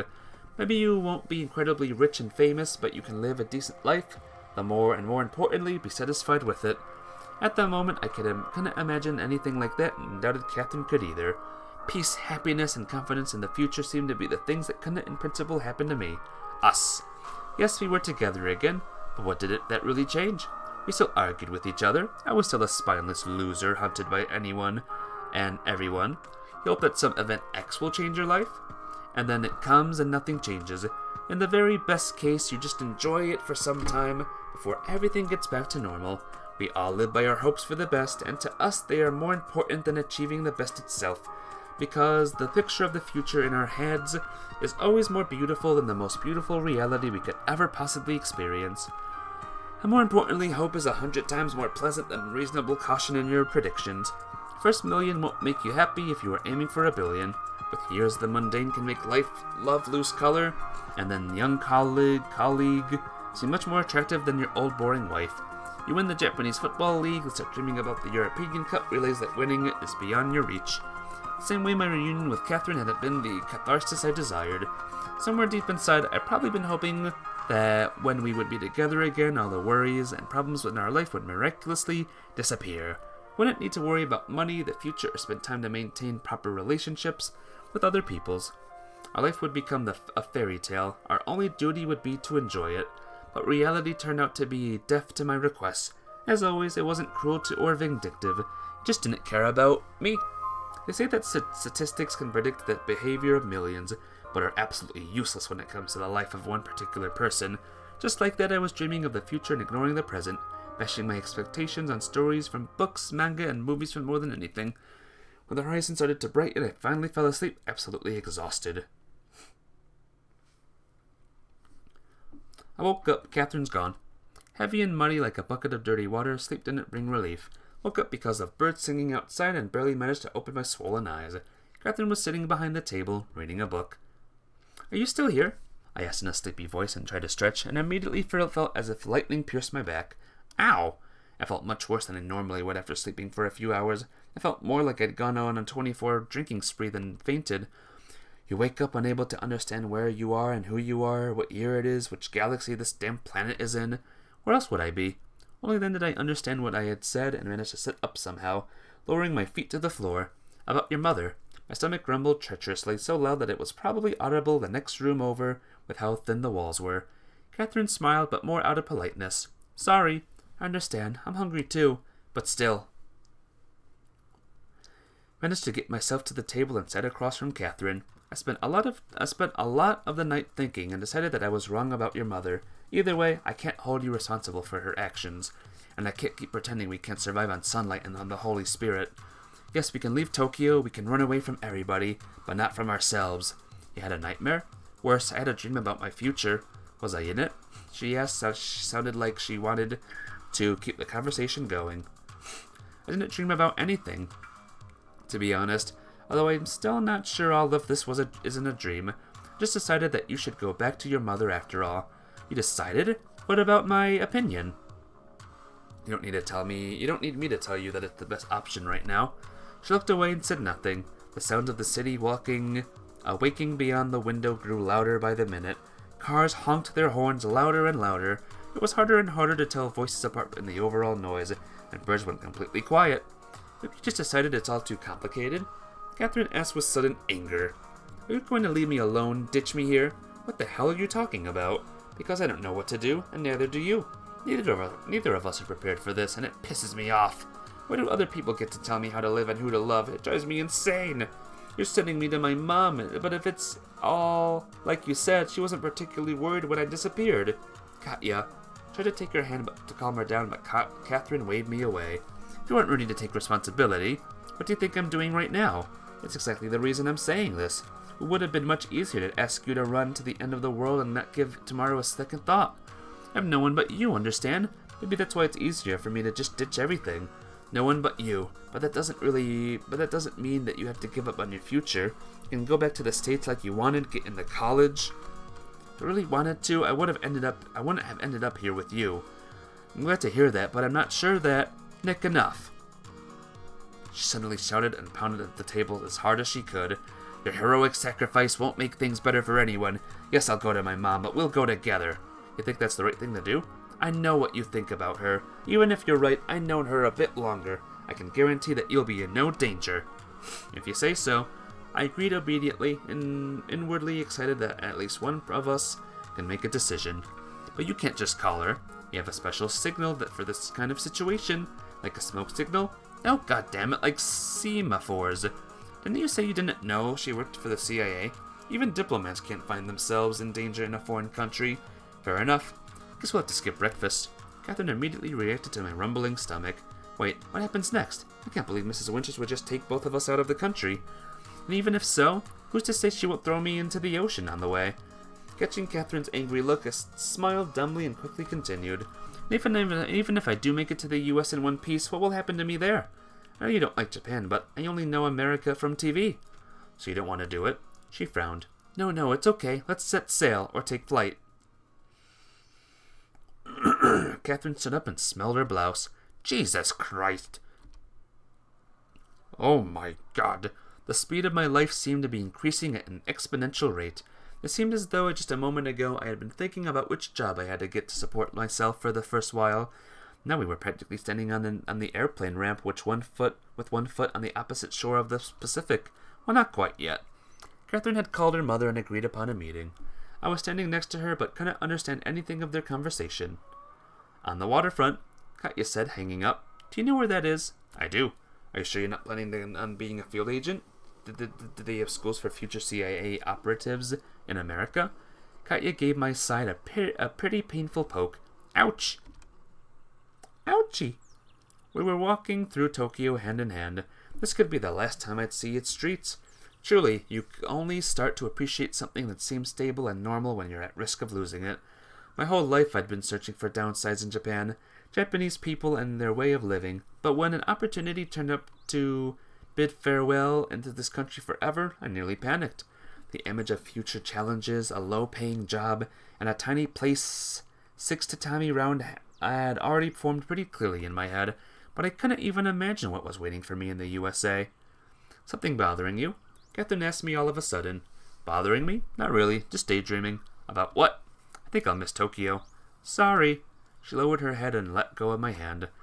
It's not your fault. Most likely I would have had to run away from here anyway. After all, my parents' work had nothing to do with our relationship. I don't mean just that. We approached the station. Hope we'll at least have enough for a ticket. I sniffed, counting the coins. Looks like we'll have to jump over the gates. Ready? What? Look on Catherine's face made the idea immediately look much worse. Okay, then wait here. It took 10 minutes to get to bag the sum needed. Most Japanese would just shrink away after a request for ticket money from a decently dressed or tall European, but there are kind people in this world, and soon enough we were on our way to meet Cheryl Winters. Are you sure it's here? Yes, I am. We were standing on a bridge, cars rushing by behind our backs. When is she supposed to come? In half an hour or so. The last half hour of my life. I made a stupid joke. Nick, I'm sorry. Catherine reacted in a pretty unexpected manner. What are you apologizing for all the time? I usually don't know how to say or what to say, so I just do this first thing that pops into my mind, and then I get ashamed about it and make myself apologize. We could have saved so much time if I had told you the truth when I came back, but I thought you knew about the pregnancy, and when I realized you didn't, it was too late, and... Katya, enough. Hey Eliza, how you doing? You're so late, but here you are. You have made it. Welcome to the stream. I hope you're doing good. We're here now. Let's just leave the past in the past so we can start a new life with a clear conscience. Yeah, just a moment. I'll wipe my memory clean. Here you go again. You should think positively. You should record that on a tape and play it on repeat in cars. I was about to respond, but the car stopped right on the bridge. Mrs. Winter stepped out of it and approached us. Catherine, are you okay? Are you hurt? And they were having a baby? Nope. Baby has been canceled. She looked like she was about to hug her daughter, but then looked at me and apparently changed her mind. I'm fine, Mom. Nikolai, I've underestimated you. This deserves respect. You can do more than just talk big. Michael probably deserved her gratitude more, but I couldn't help but be pleased. Thank you, I guess. Mom, I want you to promise you'll protect Nick. Of course, sweetheart. She immediately made that fake smile I now learned to spot. No, Mom, I'm serious. Nick risked his life for me, and I love him. We'll go back to the U.S. together, and then... Apparently she hadn't made any plans beyond that. And what does Nikolai think about it? I agree with Catherine. Nothing is keeping me here anymore. Mrs. Winters took out a cigarette pack, looked at it, and put it back. You children may think that you're mature enough to make decisions. You had a smoothie? Aw, lucky. I like smoothies. If Nick stays here, I'll stay with him. Kaya interrupted her decision and came closer. Catherine, this is not a place nor the time. For you, it never is. How about you find a minute up for your own daughter now, before it's too late? Buy some new food to experience with? Nice. Hopefully, you make delicious foods, and not garbage. Am I right? Cheryl Winters dolefully arched her eyebrows. Catherine, dear, we can discuss this later. Right now, we really need to go. Only now I realized that she was quite nervous. Even when she discovered Himitsu at her place, Katya's mother looked much calmer. I carefully looked around, trying not to attract Catherine's attention, but she had gotten all worked up and didn't seem to notice a thing going on around her. We're not going anywhere until we sort this out. And you know what? This isn't a discussion. I'm just telling you. Doing the same thing you've been doing to me my entire damn life. Catherine Elizabeth Winters, you're forgetting yourself. Even in this situation, I let out a little inappropriate giggle. I hadn't known what Catherine's middle name was. However, both of them were too involved in their fight to notice that. What if I'm doing the right thing for the first time in a long time? How would you know what's right and what isn't? And you? Ladies, maybe I should leave and stop bothering you, I said timidly. Oh no, you stay here. Why, that's a good idea, Nikolai. Go, Catherine will give you a call. Mrs. Winters clearly wasn't about to back down, but Catherine was also pretty fired up. Perhaps she couldn't back up her demands with anything more serious than the prospect of being upset with her mother, but her confidence couldn't help but evoke awe. It was as if she grew taller, or maybe I slumped over, sensing my helplessness. If you don't go along with this, you'll never see me again. Catherine, watch your tone. I will not tolerate threats, I understand. I've been through a lot recently, but being with him isn't good for you. Sure, you always find someone else to blame. Catherine, be sensible. Miss Winters suddenly switched to a more persuasive tone. You know full well that it's not that simple. I can't just take Nikolai out of the country like a suitcase. Make it happen. Even if I wanted to, I have my superiors and he has his own.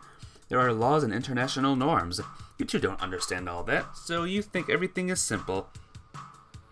Oh, I think you've accomplished much more complicated stuff. I was either tired of idly watching this argument or idly watching my life in general, including far worse things and without much difficulty or remorse. That's just your speculation. You have no proof. Cheryl Winters just waved me away. I've experienced one of the things personally, or have you forgotten about that?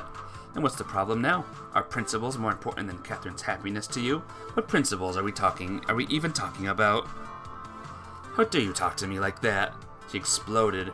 I'd probably just have nowhere to go and nothing to lose. You know what? She didn't finish. Her speech stopped weirdly abruptly and she bit her lip. Turned around and saw Ito as he was then slowly approaching us. Uh-oh. Catherine noticed him too. Is that Himitsu's father? Yes, Mrs. Winters. Would you please explain what he's doing here? If I knew... She snapped at me in response, and I could see she wasn't lying. Somehow, Ito's pace seemed too slow. If there were only a couple dozen meters separating us, but it seemed that many hours passed before he came close. Glad to see everyone here. Himitsu's father smiled, and that smile was fearsome, as if his face was a leather mask stretched tightly over his skull. What are you doing here? Catherine's mother wasn't even trying to hide her irritation and contempt. Winter-san, I really wouldn't like to accuse you of anything, but the circumstances are such that I am forced to. I was talking in that nasty servile tone Japanese people use when communicating with their superiors, but in this eyes, I get cold determination and even anger. I am forced to ask you to come with us. A few seemingly normal cars with tinted windows stopped some distance away. What do you think you're doing? Catherine came closer and grabbed my hand. Her actions on Japanese soil threaten our national interests. Since when? She stumbled, clearly dumbfounded by Ito's assertiveness. Want to discuss my authority, we can go do so in another place without witnesses. Oh, it is actually quite fortunate that your daughter is here. I'm extremely delightful that she is well. Just let me clarify one detail. When I was asked to take care of Catherine-san, I didn't know it was on your initiative. My initiative? What the hell are you talking about? You're saying that I ordered the kidnapping of my own daughter? Why would I do that? Nothing of any good endings? We'll see. We'll see, Mafia babe. Mom? Catherine almost whimpered. Don't listen to him, dear. These Japanese would say anything that could save their reputation. Didn't get a pat on the head for your initiative, did you? Hey, Geek and Rat. What's up? How you doing today? It's good to see ya. I think we're nearly done with Catherine's chapter. She asked Ito, it's strange to hear such things from you, since there are quite a lot of questions regarding your previous and current actions in our joint enterprise. I report neither to you, not to your superiors, and you know that perfectly well. However, even I could notice that Mrs. Winters lacked confidence. What is going on, Ryunosuke-san? Nikolai? He said and breathed out like a shogun who had found out that his only son had the unfortunate habit of secretly wearing a female kimono. I'm really sorry for that misunderstanding between us last time. Misunderstanding? A fit of nervous laughter made my eye twitch. You shut a person in my home. God knows what you were going to do with me. To me. I would never. Boys, you will have time for that later. Catherine's mother interrupted him. Ito, if you just came to chat, I have to repeat myself. You've chosen a bad time. I have to repeat myself as well, Winter-san. All of you will have to come with me. The cars with tinted windows that were parked nearby clearly obstructed the traffic. I wasn't even sure they were allowed to stop on this bridge. What will you do if I refuse? She flashed her eyes, but I could hear an element of fear in her voice. Winter-san, let's not complicate this further. Didn't really know what their hierarchy was, but it seemed that Ito was supposed to obey Cheryl Winters' orders, and not the other way around. But we were on Japanese soil. You're the one complicating things here. So suddenly, she turned to me and looked at me with plea in her eyes. She's trying to say that Catherine and I had to run? What chance did we have against cars? I didn't know this district, and I didn't know how many people Ito brought with him. What if there was a grimmed, armed Japanese man in a gray suit behind every corner? Katya was standing there with a look on her face as if she was listening to a boring lecture. Ito, this is just preposterous. Apparently Ryunosuke-san got tired of the whole scene. He frowned and made the sort of gesture in the air. The cars immediately took off and approached us. I really hope I won't need to repeat my invitation twice. Mrs. Winters hesitated for a little while longer, but eventually she gave up and said to Catherine, "Don't worry, everything is going to be alright." Alright. Everything's alright. She was put in one of the cars that Catherine and I in another. Turned out the windows were tinted from the inside too, and there was a partition in between the front and back seats, like in taxis in New York. I firmly gripped Catherine's hand and closed my eyes, readying myself for the worst. Oh, not again. We were left in a dark room. All the way from the car, a heavy burlap sack that smelled like flour kept me from seeing anything, so I didn't know for sure where we were. But it looked like the place Mrs. Winters had interrogated me just a couple weeks ago. Can I check something, guys? I want to see how much longer this chapter has, just to see. So just give me a second. Love, money, and rock and roll. Catherine route.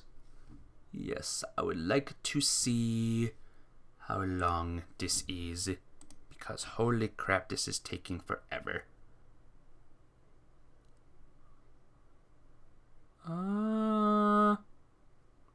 Yeah, we have a ways to go. All right, little bit longer stream today, guys. Screw it. What irony? Nick, is this the end? Katya sobbed. Don't be ridiculous. But I wanted to somehow calm her down and encourage her, but I could understand that there was nothing to hope for. If even Cheryl Winters had failed, what could I, an average Japanese student, do? I'm not saying that everything is all right and there's nothing to fear, but we're still alive. They clearly need something from us. Have you considered that you might just be using us to get something from my mom? Or they? Well, in that case, when they get it, they'll get rid of us. They'll get rid of us, of the witnesses. Us. Katya, This doesn't seem like Mom was too worried about me anyway. She ordered my kidnapping. Don't blindly believe Ito's words. I know him well. He's not above lying to get what he wants. Why would he lie? To convince me of something? What for? What could I say? She was right. Ryunosuke-san had always behaved logically from my point of view, but theatrics had never been one of his, sins. However, I recalled Mrs. Winters' reaction the day when both of us received letters allegedly from Catherine. Not that I'm protecting your mother, but, right after you were kidnapped, she ran to me with such a look. Although the very next day she was perfectly calm and behaved as if nothing that bad had happened. Not that I was fond of remembering it myself. Nick, stop it, really. I've been justifying her actions for too long, turning the blind eye to the obvious. It was easier, much easier to give control over my life to someone else. That way, didn't have to make decisions and take responsibility for the consequence myself. There was always a scapegoat to blame if anything went wrong. That time I couldn't stay in Japan because my mom didn't allow me to. Very convenient, don't you think? Catherine fell into tears. I hugged her and pulled her to me. My head was completely empty. I wanted to say something else, show that I understood her feelings, but all I could do was be with her. We were hugging each other in the dark, cold, wet cell, trembling with cold fear and maybe the realization that no one in the entire universe would help us. But still, we were together, and whatever would happen at this moment, nobody could tear us apart. Katya, I love you so much. I haven't told you that in a while, have I? Even if I wanted to say, I've always loved you and will love you until the end. I really wanted things to be different, but since we're here now, it's important for me that you know. Catherine put a finger onto my lips, demanding I stop. I know, I love you too. I changed so many things too. Say what I haven't said, do what I haven't done, but right now I just want you to know that you're not alone, and you will never be alone, even if there isn't much time left. Katya, wait, especially if we don't have much time left, I really want to tell you. Don't, I already know. I hugged her even closer. We're confessing our love and weren't letting each other finish. Couldn't even get enough of this newly found feeling. Gotta restart your computer? Oh no, that's annoying. And may the world wait? However, it had no intention of doing so. The door made a dull creak and slowly opened. Ah! Bright light hit my eyes. 2 large men grabbed me by the arms and dragged me out of the room. Another one took Catherine.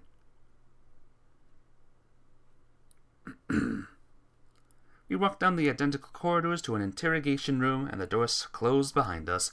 Well, at least this place is more picturesque. I tried to make a joke, but Catherine didn't seem to listen. She sat down on a chair, put her hands on the table, and laid her head on them. Katya, are you okay?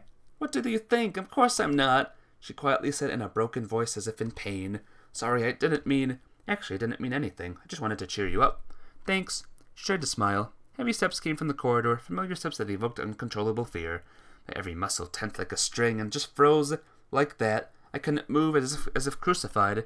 The door opened slowly, and Ito was the one to come into view. Apologies for the inconveniences you had to endure, he grumbled in a voice that was very different from the smarmy tone he had used with Mrs. Winters. I wanted to snap back, but couldn't find the strength.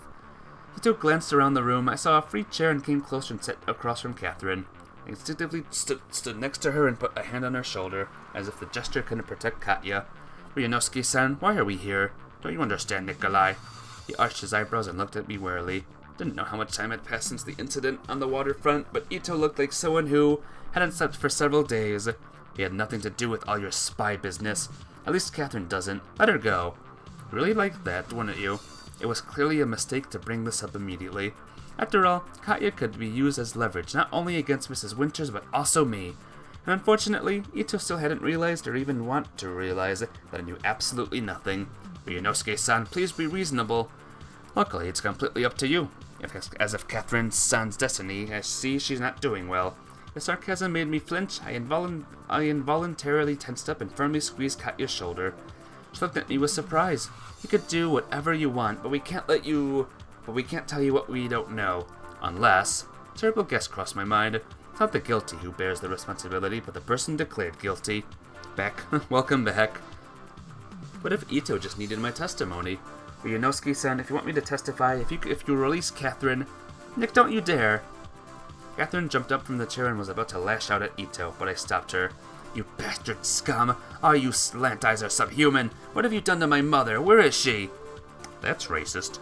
Catherine-san, I'd asked you to pick your words carefully. You said coldly in an irritated rather than threatening tone. No, I'm asking, demanding. I'm a citizen of the United States of America. You have no right to hold us here. Katya, calm down already. I had a reason with her. Even though Catherine's reaction was understandable, it wouldn't do anyone any good. Just serve as entertainment for Ito. Didn't know if he found some sort of perverted pleasure in this, but at this moment, I could easily imagine him as a serial killer, channeling his own distorted desires into humiliating the enemies of the state.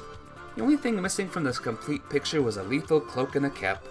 Ryunosuke-san, I'll say anything you want to hear. I'll sign anything you need, just let Catherine go.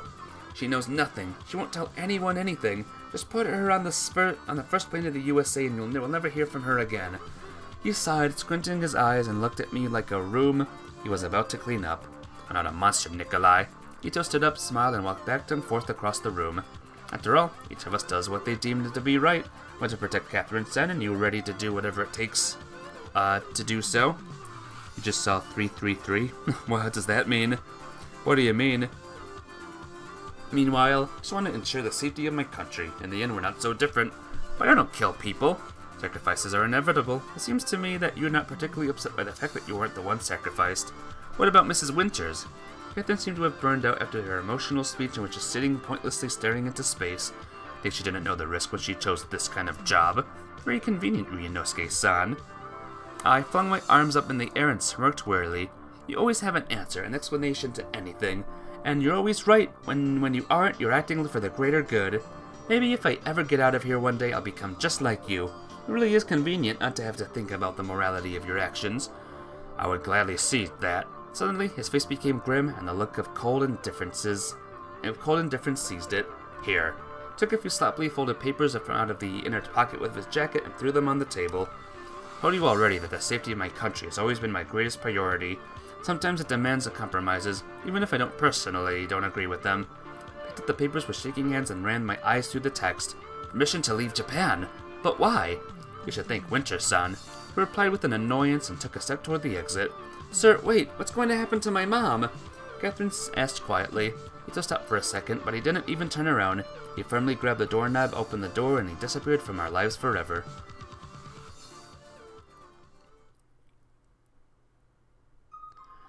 First felt like a dream, same dark corridors, underground parking lot, embassy vehicle, flight to the States. Catherine never raised her head. Miss Winters made some kind of deal so we would be let go.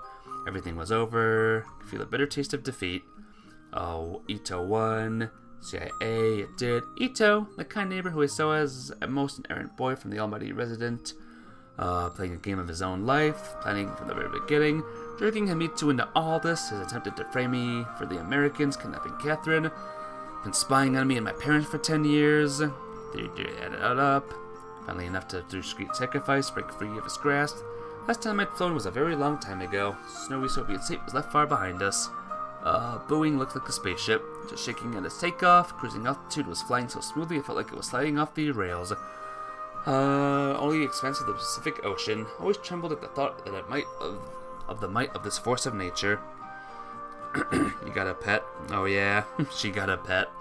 A simple pool of water would seem bottomless. A Soviet atomic submarine, Spanish galleon, tons of plastic that would choke our plant in 100 years. Happen in your lifetime. Oh! Catherine was sleeping peacefully, and I didn't want to bother her, although I couldn't relax myself. Firstly, sleeping on the plane seemed completely impossible and was absolutely unnatural to me. But more importantly, I was so exhausted that my body simply forgot how to go into the rest mode, still working at the maximum of its capabilities. Blood was throbbing in my temples, and the world around felt confined within a crystal ball. One of those turn upside down to make it snow. Except that right now it was more like I was locked in a dirty aquarium, observing real life as it happened beyond its walls. Reality didn't feel real. It was like a reflection in a funhouse mirror, and the plane started resembling a giant whale floating between foamy waves, carrying a few hundred passengers and a crew in its belly. The steady rumbling of the engines could easily be mistaken for the sound of the digestive process. I hope we'd arrived in America looking the same as when we left Japan. Catherine sighed heavily and stretched. Are you asleep? Asked for whatever reason. Maybe I just didn't want to be left alone with my thoughts anymore. What time is it? She asked with her eyes closed and annoyance in her voice. In this time zone? I don't know. God, how long have we been flying for? 3 hours or so. Felt like I only slept for 5 minutes. It's always like that when you're really tired. Why aren't you sleeping? Can't sleep on flights. Have you ever tried? I don't need to. I know anyway. Yeah, right. Aww. Nice smile. She grinned and looked out the window. Katya, I need to say something was burning up inside, but the right words were deep under the ocean.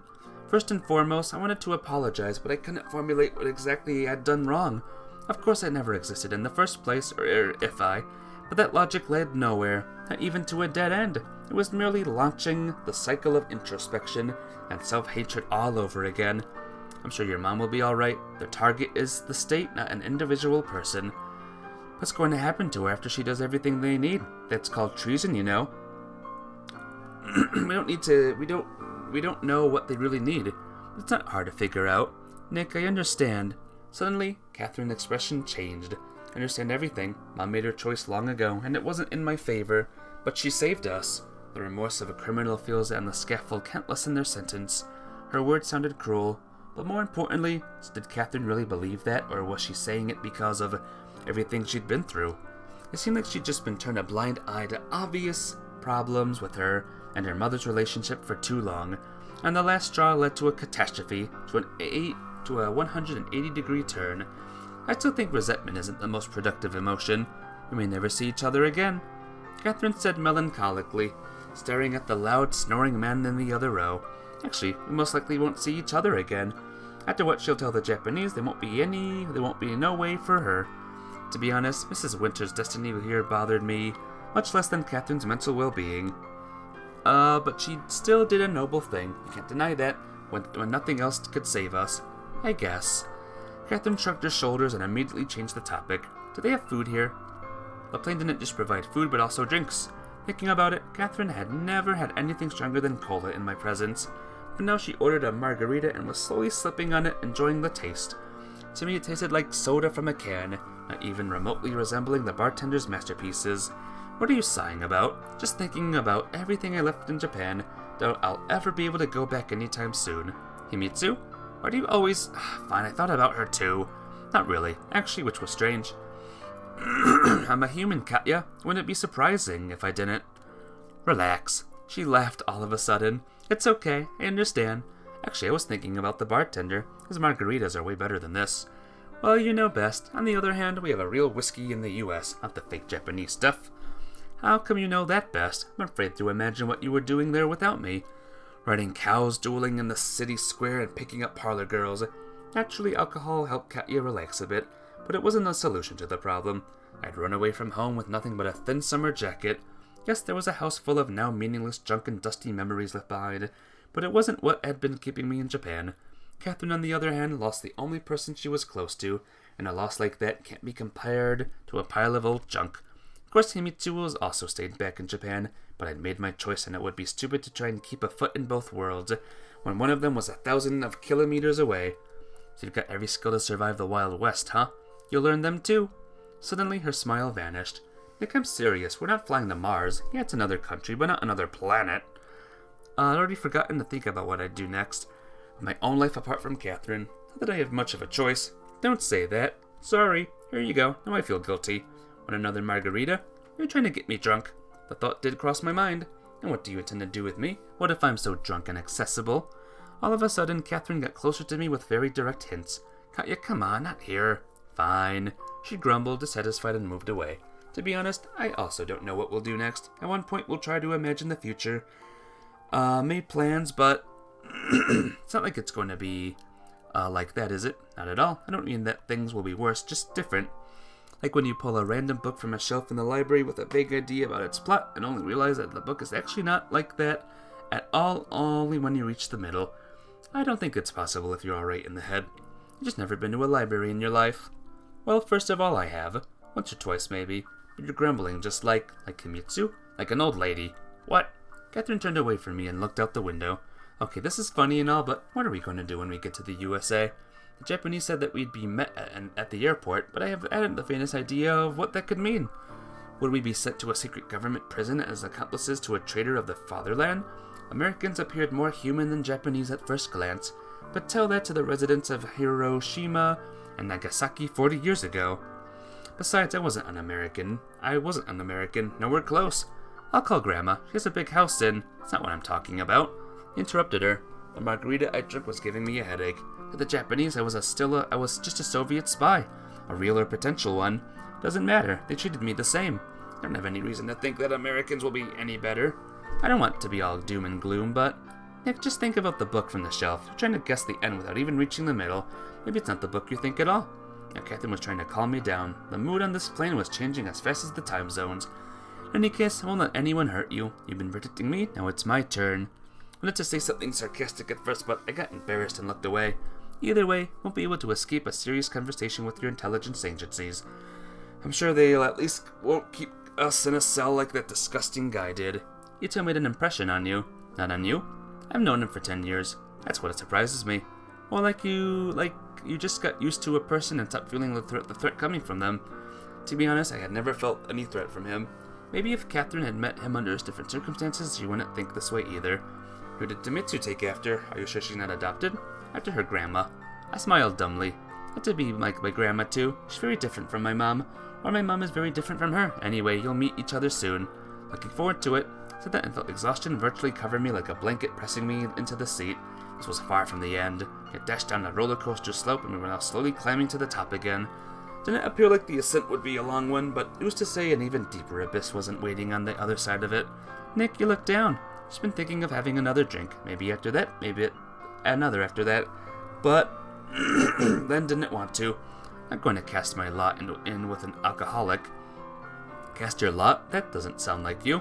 Everyone needs to grow up at some point, and now it seems like the right moment, don't you think? So you're saying we aren't adults enough after everything? You don't think so? She interrupted me, covering her mouth with her hand. You've always seemed mature to me, at least more mature than me. And who did that do any good? Catherine, What's the point of talking in circles? Even having escaped an imminent doom, I haven't changed at all, and Katya was right about that. Maybe now, before we land on the soil of another country and get into the hands of American intelligence, was the most appropriate moment to turn the page of an unknown book from a library shelf. Catherine Elizabeth Winters, will you marry me? What? I'm serious. I've never been so serious in my entire life. You know, you can't get married in Las Vegas in literally half an hour, and the marriage would be totally official. She responded, having somewhat recovered from shock. Are you going to Las Vegas? For a honeymoon, as soon as the FBI and CIA and whoever else lets us go. And as soon as we earn some money. And find a place to live and I finish college. You mean, we finish? Sure. Katya smirked. So is that a yes? It's an I'll think about it. The plane with its silver wings was giving the ocean only its shadow, bringing us further and further to the east, to the meridian, where it becomes the west. Perhaps we will be close to Point Nemo, another other point in the entire solar system, but I didn't feel lonely at all. Cool. Katya took my hand and pointed at something out of the window and explained happily, Look, I think I can see dolphins. This height. I stopped myself. Yes, those look like dolphins. Okay, grip my hand tighter. Its eyes close of its own accord. Slip into unconsciousness. Get the strength I need for the new chapter in my life.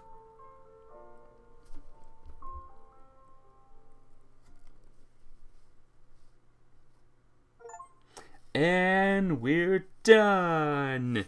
Catherine is conquered, guys. We did it. Catherine is mother flippin' done. We are now halfway done with the game, everyone. There's music here.